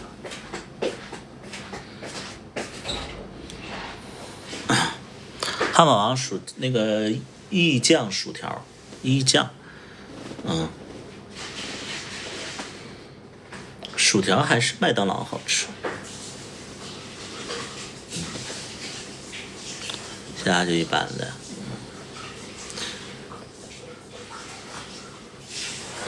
就我现在我围炉就是吃不腻的，就是会觉得说日料吧，嫩牛五方没吃过，日料也没见你吃多少次才会吃腻，就是因为没吃多少次才不吃得少会腻呀。塔斯汀好吃，塔斯汀肉太少了。我推荐你们去尝一尝必胜客的那个汉堡。如果你们点外卖的话，有个分类叫1人食，然后有个汉堡4件套，4件套里边有个牛肉堡，就是那个牛肉汉堡是不需要额外加钱的那个牛肉汉堡，就很好吃，你们点去吧。高消费，吃日料很开心啊。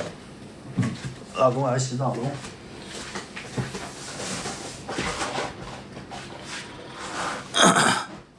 鹅肝，我不喜欢鹅肝，我最讨厌鹅肝了。鹅肝我觉得腻死了，还有鱼子酱咸死了。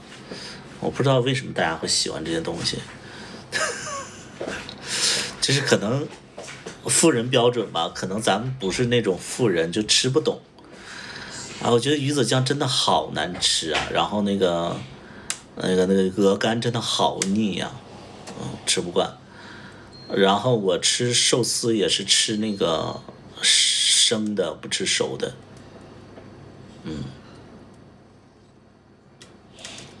对，我爱吃三文鱼，爱吃那个，我爱吃那个就是那个金枪鱼的那个就是稍微脆一点的金枪鱼，我不知道那是哪个段啊。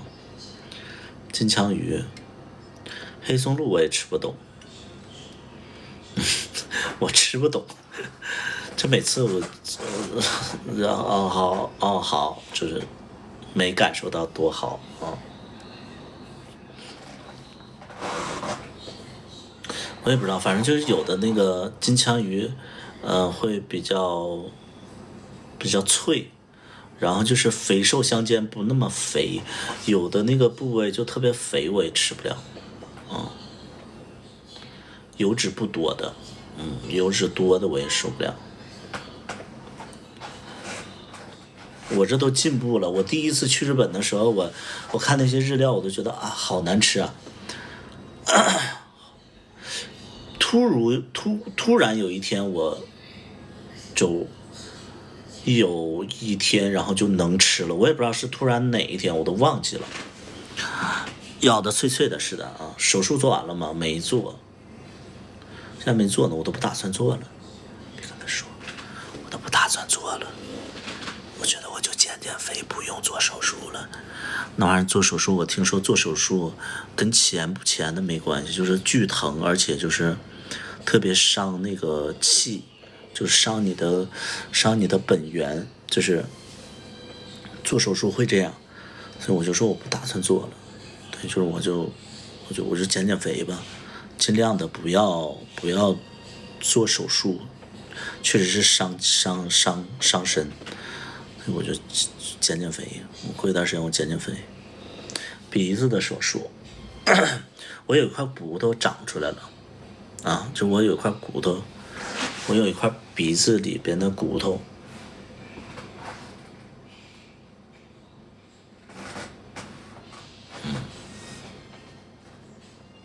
减肥吧，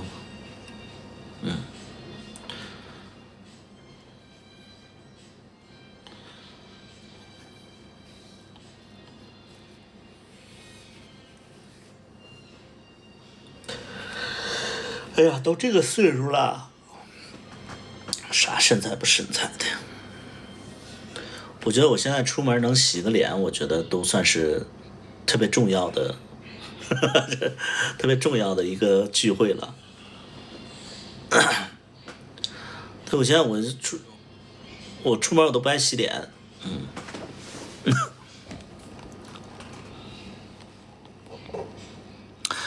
中国音乐或者电影为什么这么烂？要怪就怪你们这些听众或者观众。那咋整？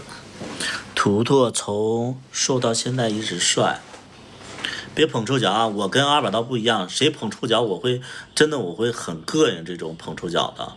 我希望大家有独立的认知，你就跟我说百里，你演戏我觉得还需要进步空间。啊，你就这么说，我就觉得你与众不同。你千万别说百里你演的真好，我觉得假。啊，比如说你们来说百里你演戏真是很垃圾，你们来说一下。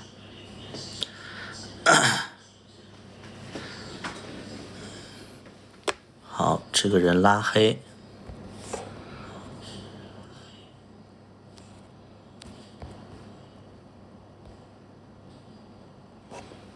哎，你不嘴贱吗？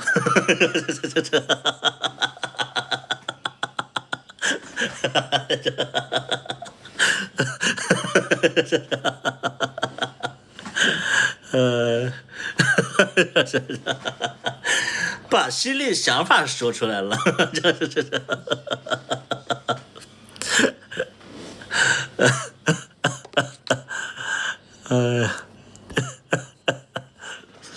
早就说我直播间里有太多的那个一个一个我都给你们那个揪出来。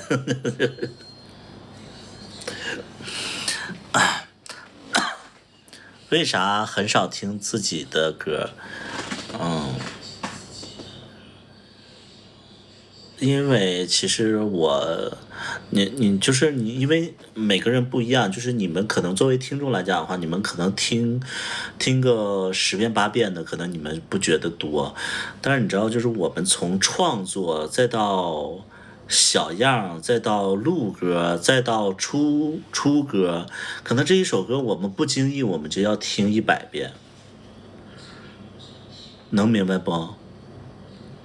就是从我们写歌到我们录小样，然后再到去录音棚录，然后再到他录完了我们听那个效果，再到发行，我们会听无数遍，我们已经够的了，我们都不想再去唱了，能明白吧？如果说我唱这首歌不是为了赚钱，我都不想唱，我不想碰，就是我们已经就是无数次在唱这首歌了，我们已经烦了，能明白不？自己的歌听到自己的声音真的烦，我倒不会烦，我会觉得说，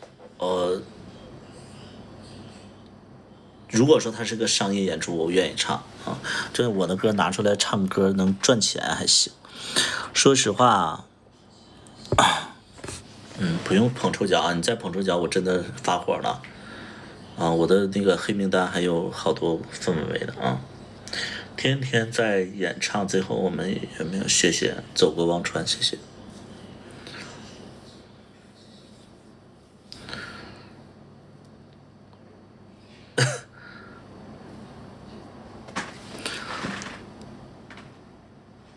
九州小饼干听你歌都听2000遍，九州小饼干天天也，九州小饼干跟 GOT， 我觉得他俩就是10大未解之谜，他俩怎么就是黑天白天不睡觉呢？GOT 也是，然后那个九州小饼干也是，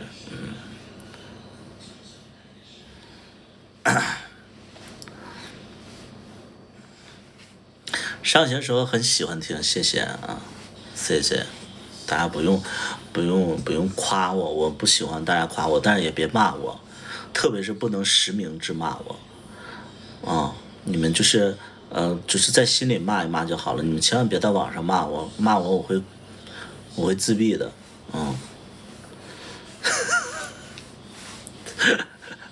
对，特别别实名制骂我，我就经常。你知道吧？就经常就是有的人可能翻唱我的歌啊，然后我就在评论区里，我有的时候因为别人会艾特我嘛，就是有喜欢我的歌的人，然后他们就翻唱我的歌，然后就艾特我我就去了嘛，去了很自然的就看那个评论区嘛，那评论区里为了捧那个翻唱我的那个人，给我贬得一文不值，比百里唱的好听多了。嗓音比百里唱的好听，超过原唱了，加油！还是你唱的好听啊，原唱不知道在干什么，知道？就是全都是这样的评论，我真的是不想看见。能不能就是你们别拿你们实体的 ID， 然后说我坏话？你知道我真的。我要是把你们就是那些实体的 ID 拉黑的话，显得我特别小气，但我真的接受不了这种批评，就在那块明晃晃的在那块说我，对，以后别圈我，你们有人翻唱我都不敢过去了，你知道吧？圈我过去，然后我受到了严重的侮辱。你知道我觉得翻唱我的歌都还好，你知道吧？你知道经常会有一些就是特别搞笑的一些粉丝，你知道吧？他们呢会在各个网络上，就比如说他们会在网络上，或者说在路边上，他们会看到一个他们自认为跟我长得非常像的一个人，他们会艾特我过去，标题是说图图长得跟你真像，然后艾特我的那个人，艾特我那个图片或者是那个视频，我看到那个表面上跟我长得像的人其实丑的呀，就真的你们不要拿一些丑逼，然后就是跟我艾特我说跟你长得真像，我真的我会在镜子面前我就会左照右照，我说哪儿像，真的像吗？就是我会质疑自己，你知道吧？听你的歌很有感觉，我的歌我的歌我的剧就有魔力，就谁听谁看就是分手。刚才我看评论区里边那个那个新的那个昨天的预告，就有人说没事儿，我跟我对象已经分了。我不知道谁说的啊。我相信这世界上没有任何一个自媒体的博主会喜欢听到别人说，哎，你跟那个人长得真像，哎，你跟他长得真像，你声音特别像他。自媒体的就是那个博主啊、主播呀，都不喜欢听到这种声音。这个可能大家不能理解，但是我告诉大家啊，其实没有一个人会。你比如说二把刀，你知道，就是上一次有一个人不是连线那个翻唱了一下二把刀的那个黑刺猬吗？二把刀私底下悠悠的跟我说唱的什么呀？你知道大家都不喜欢，不喜欢被比较，不喜欢就是说那个怎么样的啊？不要就是给我们安排这些对手啊！过了年龄段就感受不到了。他还翻唱风筝了啊！你说那个那谁呀？你说那个不会讨厌，那个不会讨厌。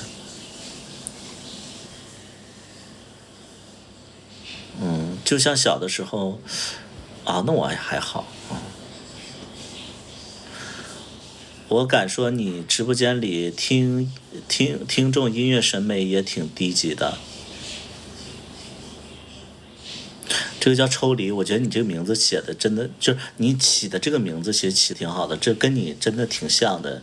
你就非得把自己抽离观众，然后凸显自己的独特啊，就是你可以发表这样言论，但是你没必要就是讨这样的嫌，就是你自认为你是一个清醒的人，你跟这个世界不相同，那你就别说出来，因为你还在这个世界，能明白不？就是你还在这个世界，你要真的不是实话实说，就是你这样会，如果说你生活当中也是这样说话的人，其实你就有点讨厌，就是你讨厌，就是不是说别的讨厌，这个其实你说的有些话是对的，但是你是在这个人群当中的，你这样会容易挨揍。我不是说恐吓你，我是真的就会觉得说你可以做自己，但你不能阻止别人做别人。只有这样，这个世界才能有一点点改变。你高看你自己了，你高看你自己了，你不会改变世界，你不会改变这个世界，这个世界不是因为你的改变而改变的，啊。就我只能这么说，就是就是这个世界吧，它自己在变化，不是说你通过你的努力就能改变的，啊，就是你现在有点像，有点什么呢？有点跳梁小丑，就是你故意会引大家去关注你。我觉得你其实是一个比较孤独的一个情况，不然的话，你偷摸的发财，你偷摸的自己牛逼。你偷摸的，就是说那个，就是你比如说，你觉得别人的歌不好听，你可以自己写歌，你不要催促他们写更好的歌，你不要就是改变别人，你应该从现在开始你自己写歌就好了。哎，你自己要做不到的话，你就别要求别人。你能听明白吧？这个叫抽离的。如果说你觉得别人的歌不好听，或者说你觉得音乐品味差，你自己写歌，好不好？你自己写歌。比如说别人拍的剧不好，或者说别人的那个吃饭店不好吃，你自己开一个。这个是你解决的方式，而不是说我去骂别人，让别人成长，就是好奇怪呀，你这个行为，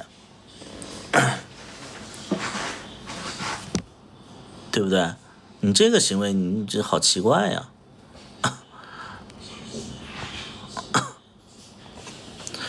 不是，他没有说我，你知道吗？就是在这个环境就是这样的，就是你要改变这个环境啊，你不能说让别人去改变呢，你要做自身的改变啊，就是你看不惯这个世界，你不要要求这个世界就是为你改变，你是要自己改变。比如说别人做不到的东西，你去做到。比如说这个人他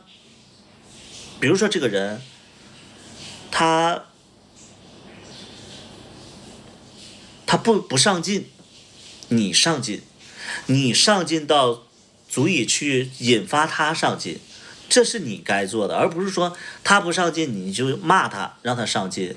你的职责不是这样，你不是一个教习姑姑，你也有自己的人生。你在不认同别人的时候，你改变这个世界，不是说你通过就是教训别人去让别人意识到，你知道吧？我为什么今天我会比较耐心？因为他说的自始至终他不是说我，他可能泛指了我，但是他不是针对我。他其实这个叫抽离的，其实我觉得他有一些观点我是认同的。大多数的观众确实是音乐审美其实是比较低的啊。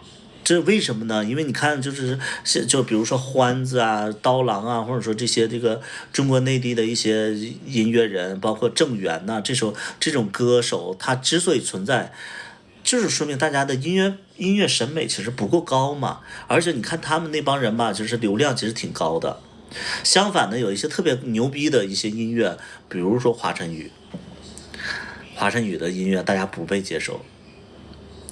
这当然这是我举例说明啊，就是他的意思就是说，其实现在就是这个音乐市场之所以这么低迷，其实是因为观众的音乐审美可能差了一些，能明白不？就他这个观点是没问题的，他不是在说你的音乐不好，他可能也是在说我的音乐不好，但是他没那么针对我，他在指这个音乐市场。所以我就跟他分析嘛，我的意思就是说，你觉得大家的音乐审美不高，你自己高就好了，或者说你觉得这个音乐人他做的不好，你自己做音乐就好了。我是在奉劝他这个。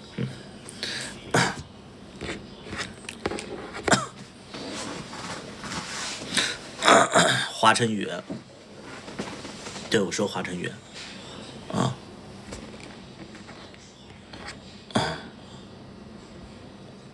我说华晨宇，我就这么跟大家说吧，就是所有争议的人到最后都是特别牛逼的存在。我给大家举一个非常简单的例子，我就给大家举非常简单的例子。为什么我会这么说呢？就是每一个不被认同的人，有争议的人都非常牛逼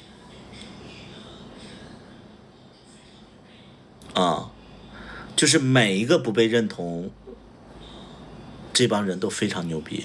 比如说华晨宇，比如说黄霄云，比如说那个就是曾经的黎明、刘德华、周星驰，包括那个周杰伦，包括好多人。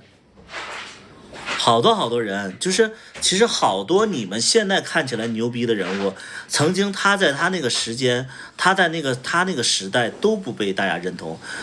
对，包括单依纯、黄霄云，就有的人就是我觉得黄霄云就是被黑的都不行了，你知道吧？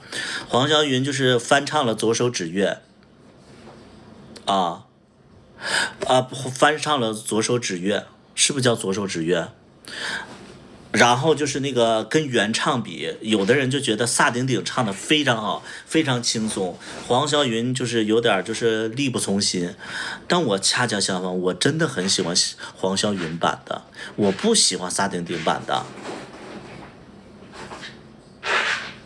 因为我觉得就是一首歌你唱的太轻松的话反而不好听。我觉得那首歌就是大歌，你就是要唱的稍微有一点点就是喊的那个劲儿。我觉得他那个版本我非常喜欢。那有的人就是为了黑他，就觉得他是草根出来的，他能唱我也能唱，就跟着黑我就觉得黄霄云其实很牛逼的，反正他那首歌表现我觉得非常好，很多人都达不到，为什么一定要跟原唱比呢？你萨顶顶唱的，相反我就觉得萨顶顶唱的一点都没有那种让我就是黄秀云唱的时候，我浑身跟着激动，但是萨顶顶唱的时候，我就觉得啊，他能唱好，很平静的听他唱完了。王源也被黑，王源被黑活该。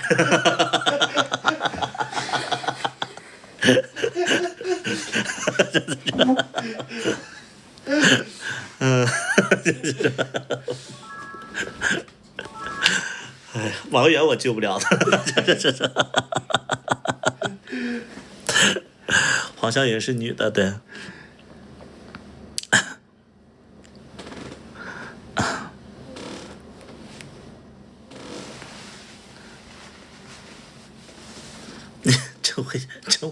真会举例子。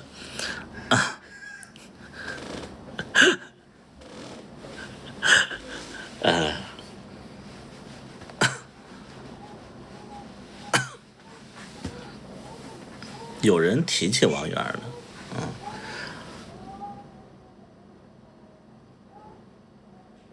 咋的了？听不到声。咋的了？啪啪呢？啊，那有啥的呀？那这是酒店，你以为你的声音比他小啊？人门口那个保洁大姐，人打电话打扫卫生，你就在那嗷嗷的。那才刺激啊！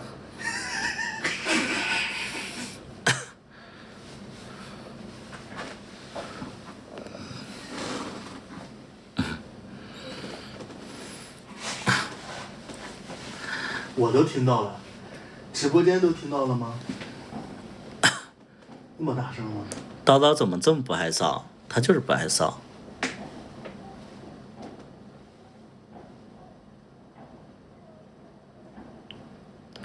叨叨分析一下王源的唱功。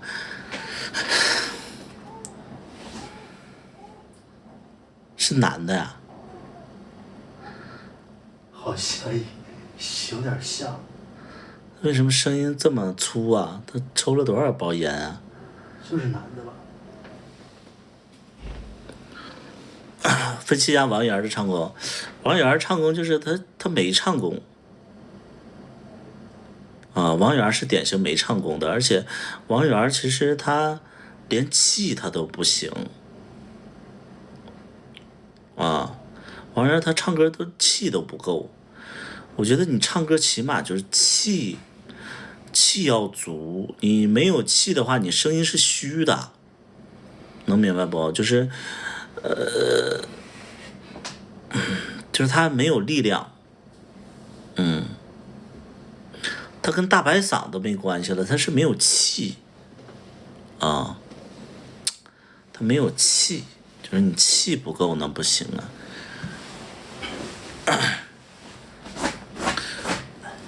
我们其实就是我们这种，我们唱歌其实也不如人家那个专业的歌手，因为我在北京现代音乐学院上过学嘛，就是那些流行演唱的孩子，就是我们其他班的那个同学，就是他们是其他专业嘛，他们唱歌真的不会像我们演出，就不会像我们拿麦克风拿得这么近，他们隔得那么远，他们都能收到音，这是几乎所有的那个就是唱功级别的一些孩子，他们能做到，就拿了这么远，他们的收声收得特别好。哎，我以前唱歌就这样哎。但你现在不是。我在直播间唱歌就这样。就是我觉得气一定要足，气一定要足，然后你的声音能放开。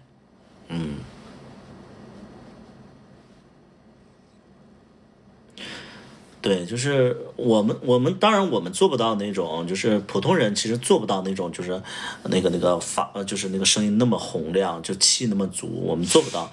但是起码的我们要做到，就是拿麦克风的时候，我们的气息是能顶住这一段，或者说这一句的。你连这一句你都顶不住的话，你唱歌就是我觉得就是你要锻炼嘛，我觉得是一定要锻炼的。然后他是那个，反正我觉得王源要真的喜欢唱歌的话，就是他还是得找个人就练。我觉得现在王源可能就是通告也会太多，然后沉不下心来，他也没有能力去说让自己完全进入学习状态啊。他可能现在做不到，因为他现在也是有合约嘛啊。适合创作，他创作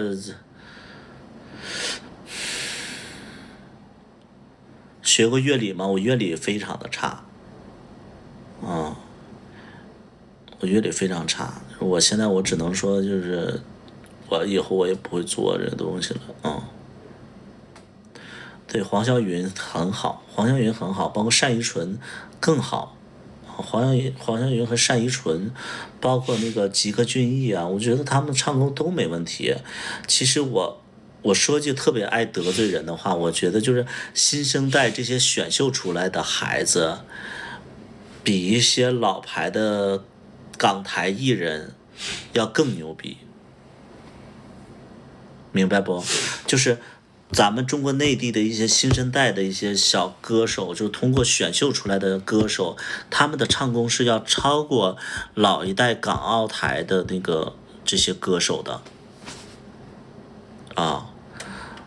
就是有一些歌手，他们只是因为他们火的比较早，他们有机会，就那个阶段可能他们火了，你要在现在这个阶段他们火不了。对。比如说，我给大家举个非常简单的例子，这不举了，真是不举了。侯明昊我听过啊，唱得不错。曾一鸣我曾经非常喜欢，但是我觉得现在曾经的曾一鸣，就是他在参加那个中国最强音，我非常非常喜欢曾一鸣，我觉得他的唱商啊，包括他的那个声音啊，表现力啊，我觉得都是非常好的。但是我讨厌现在的曾一鸣。曾一鸣现在的一个状态就是唱什么歌能火，他博眼球，找个机会让他在抖音火，他现在就一直在碰瓷儿，能明白不？现在曾一鸣因为他曾经没火，他现在也着急，所以他就一直想通过在抖音上的翻唱让自己火，能明白不？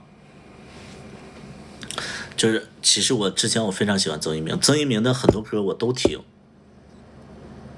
我都听，但是现在曾一鸣就是唱的那些歌，就是我觉得有一些歌都不太适合他。常石磊我非常喜欢，常石磊我非常喜欢，就是歌手，我觉得一个歌手最主要的一点是什么？我觉得就是黄霄云差一点，就是什么呢？就是黄霄云比单依纯差的一点就是什么呢？就是单依纯已经有自己的风格了，但是黄霄云没有自己的风格，常石磊是完完全全自己的风格。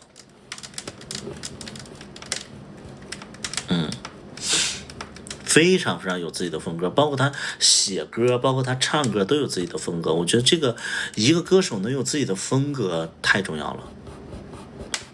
港澳台喜欢谁啊？港澳台我喜欢王心凌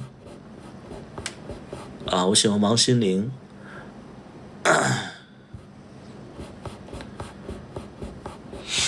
我不喜欢陈奕迅，我觉得陈奕迅就是我喜欢歌手，不是说喜欢他们单纯唱歌，我是喜欢这个艺人我喜欢王心凌，我觉得王心凌给人感觉很舒服，但是陈奕迅有的时候他的就是那个媒体形象可能有一点点不太好。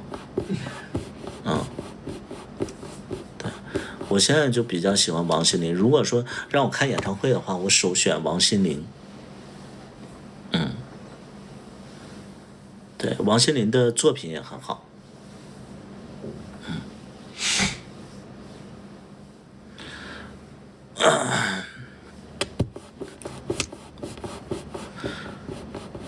五月天不喜欢，然后张韶涵的声音太尖了，我不太喜欢。五月天不喜欢。我能想象到五月天，就是本来我听阿信唱歌，我都觉得有一点点不舒服。他的那个，我觉得他唱功真的没有那么好。张学友喜欢不喜欢？李健不喜欢，李健我也不喜欢。李健我觉得田馥甄之前喜欢，现在没办法，现在没办法，因为他涉及到了一些东西不能喜欢，男歌手都不大喜欢。男歌手我不是说喜欢男歌手，我是喜欢好听的歌，喜欢华晨宇。华晨宇喜欢啊，华晨宇喜欢啊。图都是颜控，华晨宇他有颜吗？我能喜欢华晨宇吗？是华晨宇我是真的喜欢，尚雯婕也喜欢，尚雯婕的声音我就很喜欢，周杰伦我也喜欢，但周杰伦早期还行，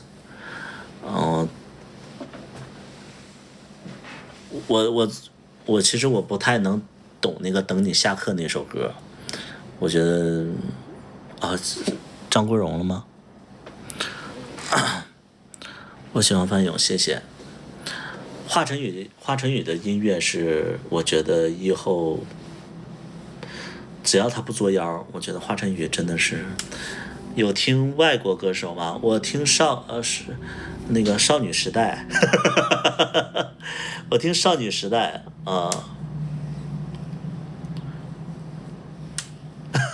就是对，我喜欢少女时代。孙燕姿，我能说孙燕姿，我能说句实话吗？我觉得孙燕姿吧，我挺喜欢她的作品的，但我觉得她的唱功一般。我又要得罪人了。我觉得孙燕姿她的作品我都挺喜欢的，但她唱功真的可能会有一点点，就是她唱别人的歌可能就唱不出那个味道了，就她的歌可能就是她量身定做的，可能她能更有趣一点啊。对，她可能不太适合所有歌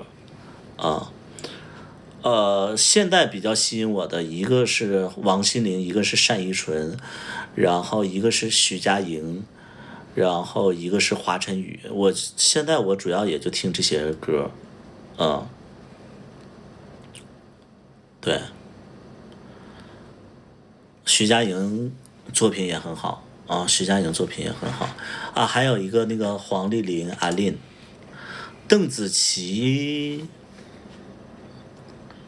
因为我不是一个喜欢就特别闹腾的舞台。郑秀文也太老了，就是我可能听不到郑秀文。我觉得相对于郑秀文，我可能容祖儿我还行郑秀文有点太林俊杰有梗吧？林俊杰我不喜欢，我觉得林俊杰的声音也是太尖了，就是林俊杰和张韶涵我都觉得声音太尖了，华晨宇舞台闹嘛，他非常闹，非常闹，但是华晨宇有的歌吧，我觉得华晨宇的那个编曲就很大，他是那种大编曲，就比如说有一些歌你听到就会觉得说很神圣。有力量，然后就是被召唤的感觉，你知道吧？华晨宇的，你听他的那个音乐和他的编曲，你就会觉得说，我的妈呀，被洗礼了那种感觉，就是特别空旷，然后特别大的一个场景，然后金色的光照在你身上，然后就那种感觉就是华晨宇有这个本事。张靓颖不喜欢，毛不易的唱片可以，但我觉得他的演唱会应该很无聊吧。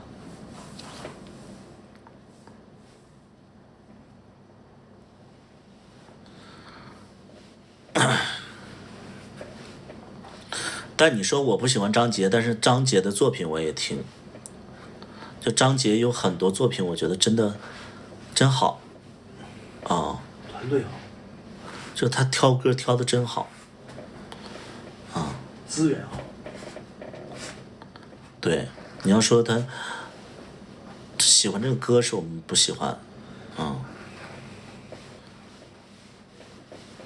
然后早期还喜欢那个林忆莲我也喜欢，戴佩妮、陈珊妮。薛之谦不喜欢，薛之谦，我觉得喜欢薛之谦的人吧，可能就是那种比较喜欢情歌的人，但是薛之谦的情歌有点太，薛之谦给我一种感觉就是他的歌，他太知道市场需要什么歌了，然后他流水线的就是生产了一些市场需要的歌，我这个形容你们能懂不？就是我觉得薛之谦太知道市场需要什么歌了，所以薛之谦就是大量的写了一些市场需要的歌，但你说这些歌吧，就是有多新奇，有多不可被替代，不见得。他歌太迎合市场。李荣浩也行。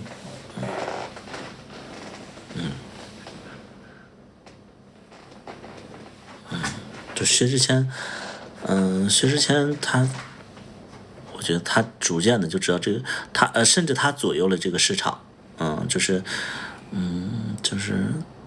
流水线，我觉得有点流水线了啊。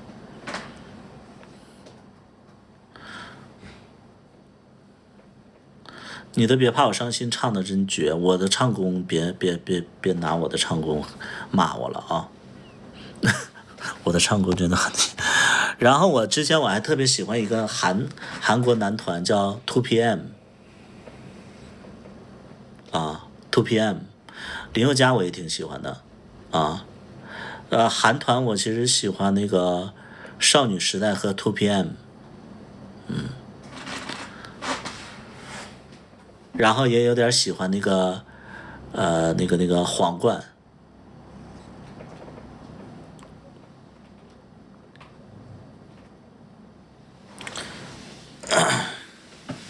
这是韩团，对，韩团就是，韩团其实值得大家去听啊，但你不要就是跳舞你不要跳舞，品冠吧，什么品冠？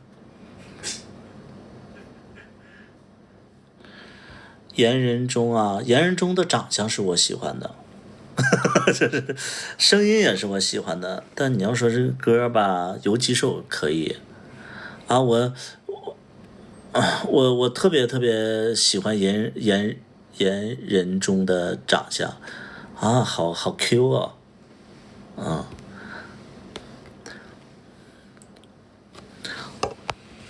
光良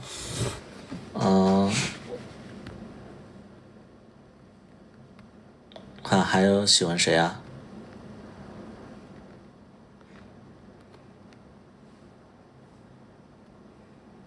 没谁了，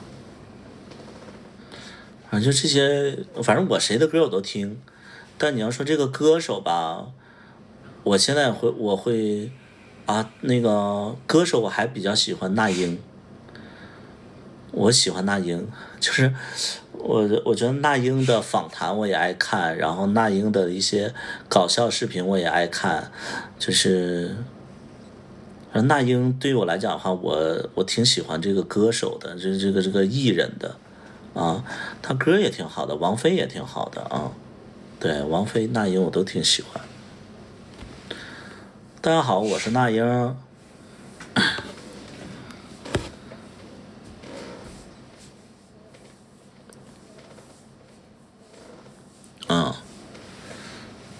老一辈的我还挺喜欢迪克牛仔，伍佰我都挺喜欢，然后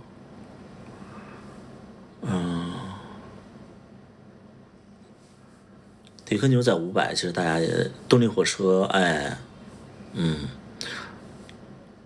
对，然后我还挺喜欢那个就是最近那个那个歌手去年歌手我还挺喜欢那个盖，虽然说盖吧，就是给人一种感觉，就是哎呦我的妈呀，那个就是，就是 那个 rapper，然后就是那种大直男 rapper，但是我会觉得说盖的歌还挺好的啊，盖的歌还挺好的，就是他那个。他那个就是歌手，那个所有的歌都挺好啊，对。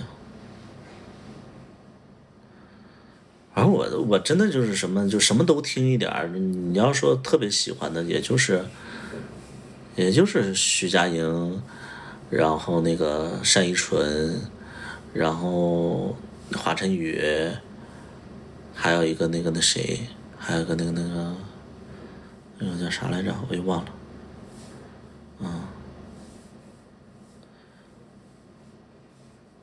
啥来着？中华小酒库，哎，我都忘了那个歌手了，我的脑子。啊，那个王心凌，哎呦，想不起来，王心凌。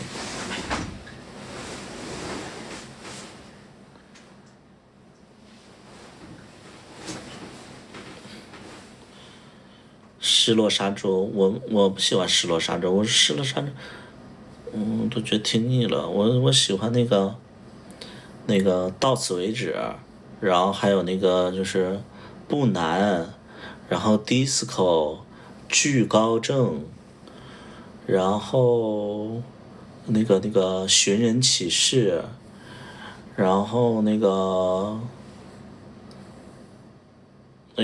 反正好多他好多歌我都听，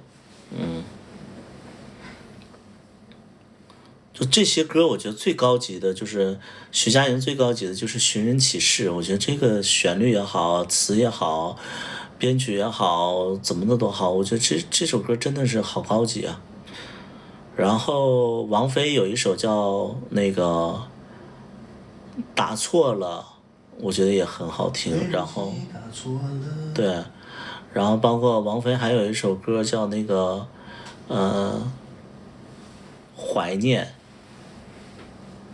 反正是王菲有好多歌都特别好，就是你说这些作品真的是好牛逼啊，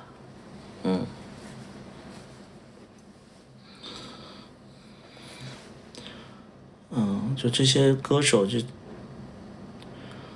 我觉得这些歌手的歌吧，不是说一下就特别抓人的，但是就是一开始不怎么样，后来你听听，哎，越听越好听，是这样的歌。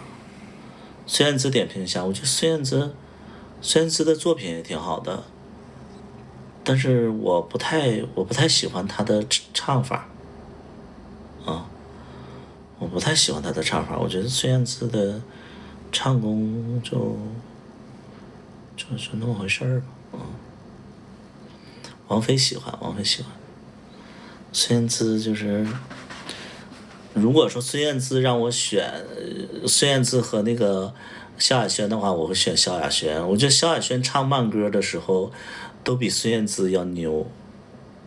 你们能懂吧？就是萧亚轩唱慢歌的时候，我都能感觉到她的唱功要比那个孙燕姿要强一点。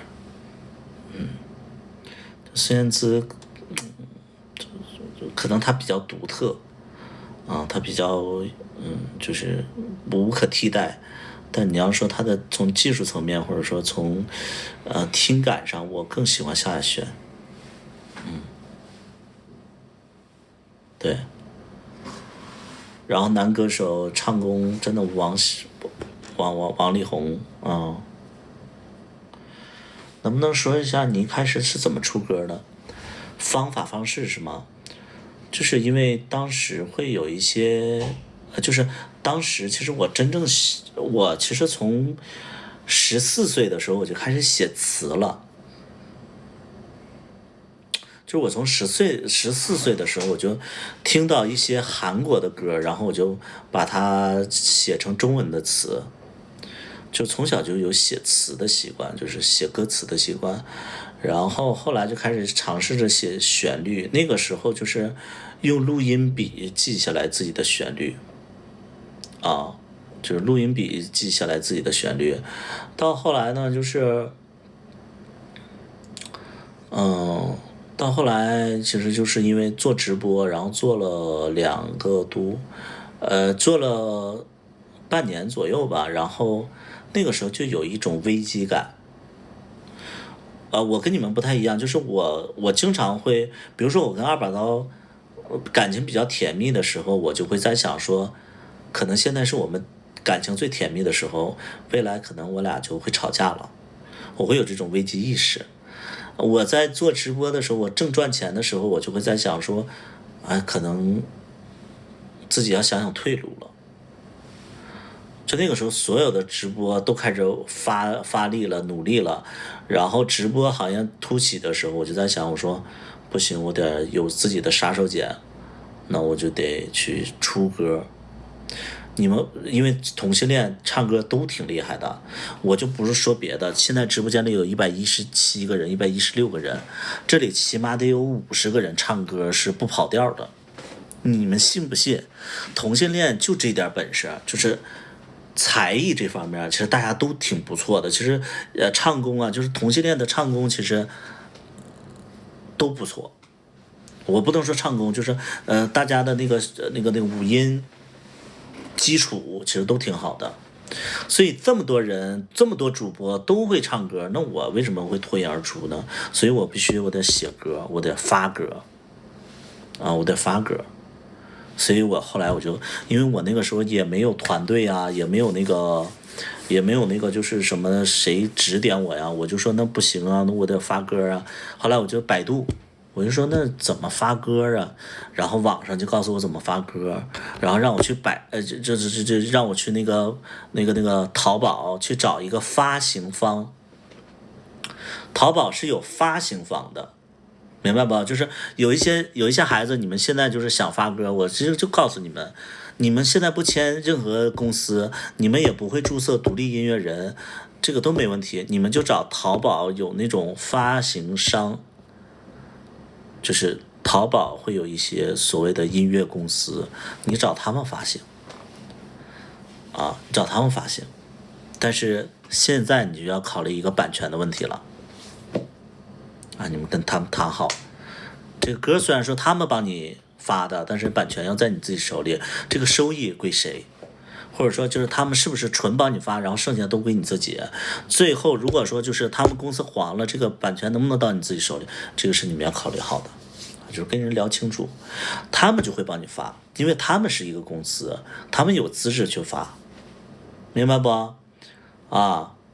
你就把这歌找编曲，然后把旋律就是编出来，然后把词弄上，然后找一个录音棚就录完了以后，你把修好的音源给这个发行公司，让他给你发出来，你就在平台上你就可以听自己的歌了。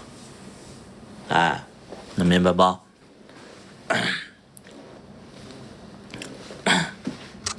你才34岁，为什么头发白这么多？我34岁，我这么经历这么多，我白点头发怎么了？你看二把刀一天就是在那块傻吃傻喝的，他头发可黑了，对不对？那你就是会比较劳累，那你白点头发那不正常吗？自己在抖音发行吗？抖音怎么发呀？烦事过多，对，我不是说烦心事过多，就是烦事。我觉得你用这个平凡的烦，这个用的很好，就是烦事就是那个琐事自己在抖音怎么发？房事过多，房事现在就今天就2次吧。今天就2次。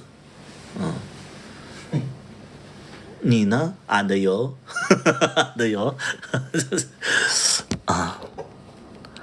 自己在抖音可以发吗？你抖音咋发呀？你什么叫发呢？什么叫发？就是有的人说那个我也想这个，你都多少年没人要了？不要难过，自己找找原因啊。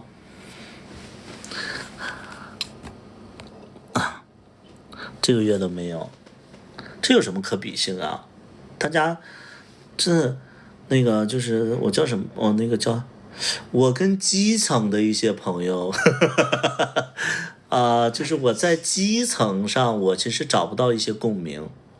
哎，我跟基层的一些就是民众其实找不到，对吧？我不行，我跟你们不太一样啊。我什么？刚才说，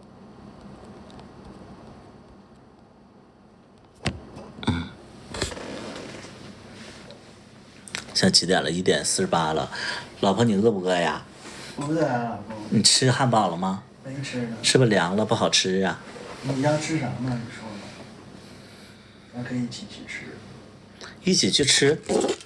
还出门？那你想怎么？叫外卖得了。行，那你就叫外卖吧，我不用你给我叫。怎么总换老婆呀？总换老婆其实不是说我想换，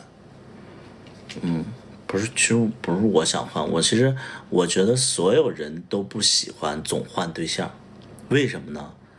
因为其实我们在感情里其实是付出方，我们总换对象其实对我们自身是有损失的，所以我们能不换，我们其实就将就，我们能不换就不换了。但是有的时候吧，太注重两个人的感受了，可能你跟他在一起你没那么开心，或者他也没那么开心，因为感情啊，就是像你可能没人要啊，就是你可能不知道感情是怎么回事儿，但是就是像那个就是感情啊，其实它是两个人的事儿啊，它是两个人的事儿。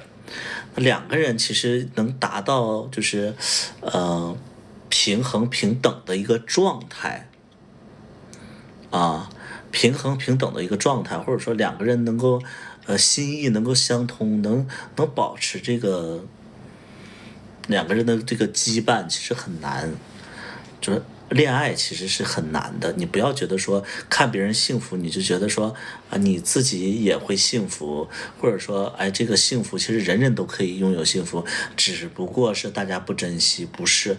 其实拥有幸福这件事情本身就很难。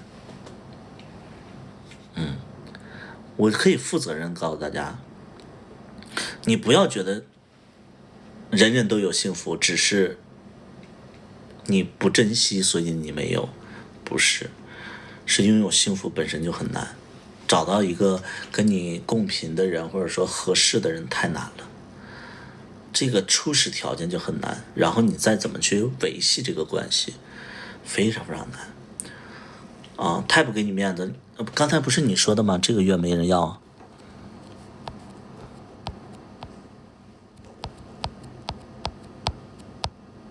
你多少年没人要了？你看，不是你说的吗？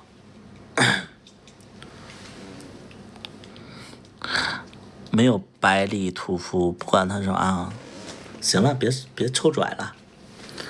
祝你今晚就那个啥。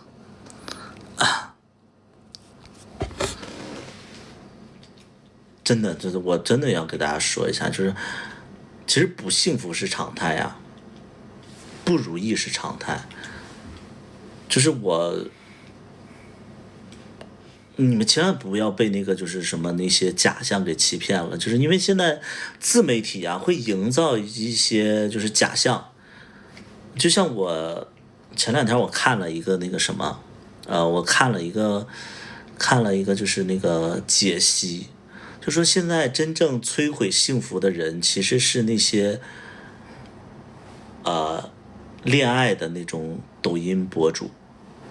为什么呢？因为他们做的东西本身就是假的，他们会营造一种就是说人人都会幸福，人人都很容易得到幸福，其实这个就本身就是假的。其实你就说那些人他们也不幸福，他们的感情也不太幸福。你知道为什么我俩发抖音会比较少吗？明明我俩是就是可能就是算是通讯录里边的 CP， 为什么我俩不营造那种幸福的那种氛围呢？为什么我们只直播，但是你看我们的那个日常的那个抖音内容不幸福，不营造那种氛围呢？你们知道为什么吗？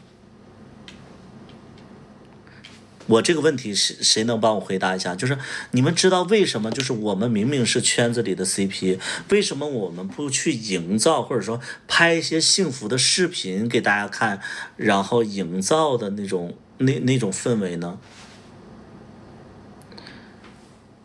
因为懒，费能量。你们说就是再说一下，因为不想演戏，对。这个叫赤霞橘光，他说的很对，为什么呢？因为那个幸福就是两个人恋爱的那个幸福，是当下的幸福，是很直接的幸福，是就这一秒的幸福，或者说就是很随机的幸福。我们不会觉得说幸福来了，赶紧拿出手机，我们来幸福一下吧。我们没有那个预判幸福的那瞬间的那个本事，然后我们要拿出来那个镜头，然后拍了一条啊，我们真的很幸福。我们不会把这些幸福就这么快的就刻录下来，然后给你们看。相反的是那些就是在抖音上，在那个屏幕里边，天天就是在营造那种幸福，那不都是因为镜头在那我们演出来的吗？能明白不？就我们现实当中确实是很幸福，但是幸福就是当下的一个感受，或者说就是一个瞬间的东西。我们怎么可能拿出来手机说，哎，幸福快来了啊，来，哈哈哈，来笑，哈哈哈哈，就我们不可能这样，你知道吧？谁会去拍这个幸福呢？我们去捕捉这个幸福，太难了吧？对不对？现实当中我们有什么就说什么，而且我俩的幸福是开黄腔，我们不可能把这个幸福给大家听，对吧？我俩的幸福都不可见人，对不对？我们怎么把这个幸福给你们看呢？所以我们就是我记得那个时候我跟他说过，我就跟他说过那个，我跟他聊过这个事儿，我就说我们不就是哪怕就拍一些东西，我们不要演。我说我演不出来，你让我演，我会觉得非常尴尬。啊，我们本身就是拍网络的那个电影的，网络电视剧的，就我们生活当中也演，剧里我也演，我随时记录，那就是工程师，我们是个人呢，我们生活当中就是爱开黄腔啊，对不对？说话可能就是比较有画面感啊，那这些画面感怎么说给你们听呢？直播其实是我俩真实的，但是你为什么我俩不把那些就是甜蜜的瞬间拍下来？因为那就拍下来就假了，只要拍下来就假。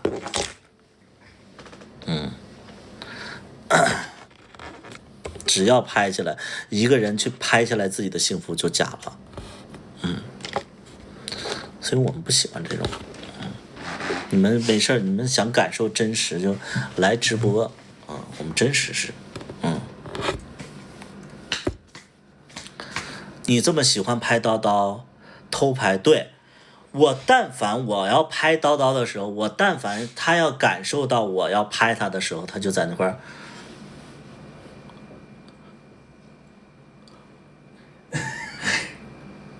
他就这样了，哎，我要不告诉他我拍他的时候，他这样，你滚一边去吧。就那种，他完全不一样的状态，就是你一拍就假了。他现实当中没那么 man， 他腰也没那么直，他不是这样的，他现实当中就是那种母母的，然后就是就是骚骚的，他平时就是这样。那你说你要拍他，他肯定不敢做自己啊，所以就是这个东西我拍不了。你让我拍，我真的拍不。我俩演，我就这么说，就是你看我俩之前演戏的时候，是因为我俩没在一起。我俩他妈在一起，我俩再拍戏，几乎不可能，会觉得很恶心。会觉得很恶心，就怎么可能？就是之前你俩拍戏是因为你俩不熟悉，你俩不是情侣，但你俩一旦是情侣了，我俩不可能自己制作那种小短剧，表现我俩日常生活的小短剧，我觉得我做不出来。宝贝，你能做出来吗？能。因为他是一个比较喜欢假的人。他其实跟我在一起，他都不开心。他是一个比较爱演的。开始定义我了。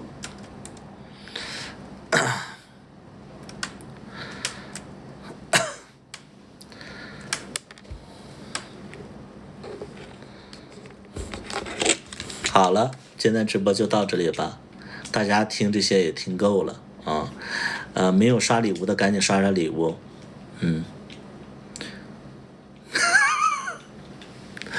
没有刷礼物的赶紧刷刷礼物。欢迎龙二的粉丝，欢迎龙二的粉丝，欢迎。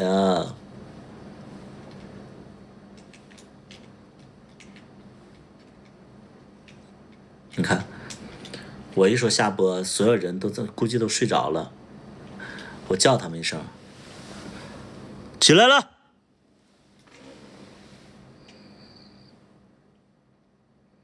耳朵炸了吧？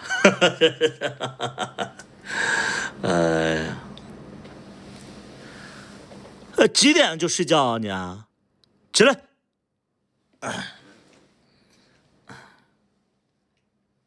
听我直播听睡着了，我不能让你们白睡啊！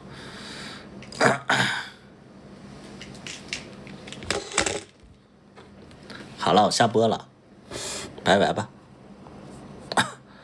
没有人跟我说再见，哎，你拜拜都有人跟你说再见，我这没有。那是为啥？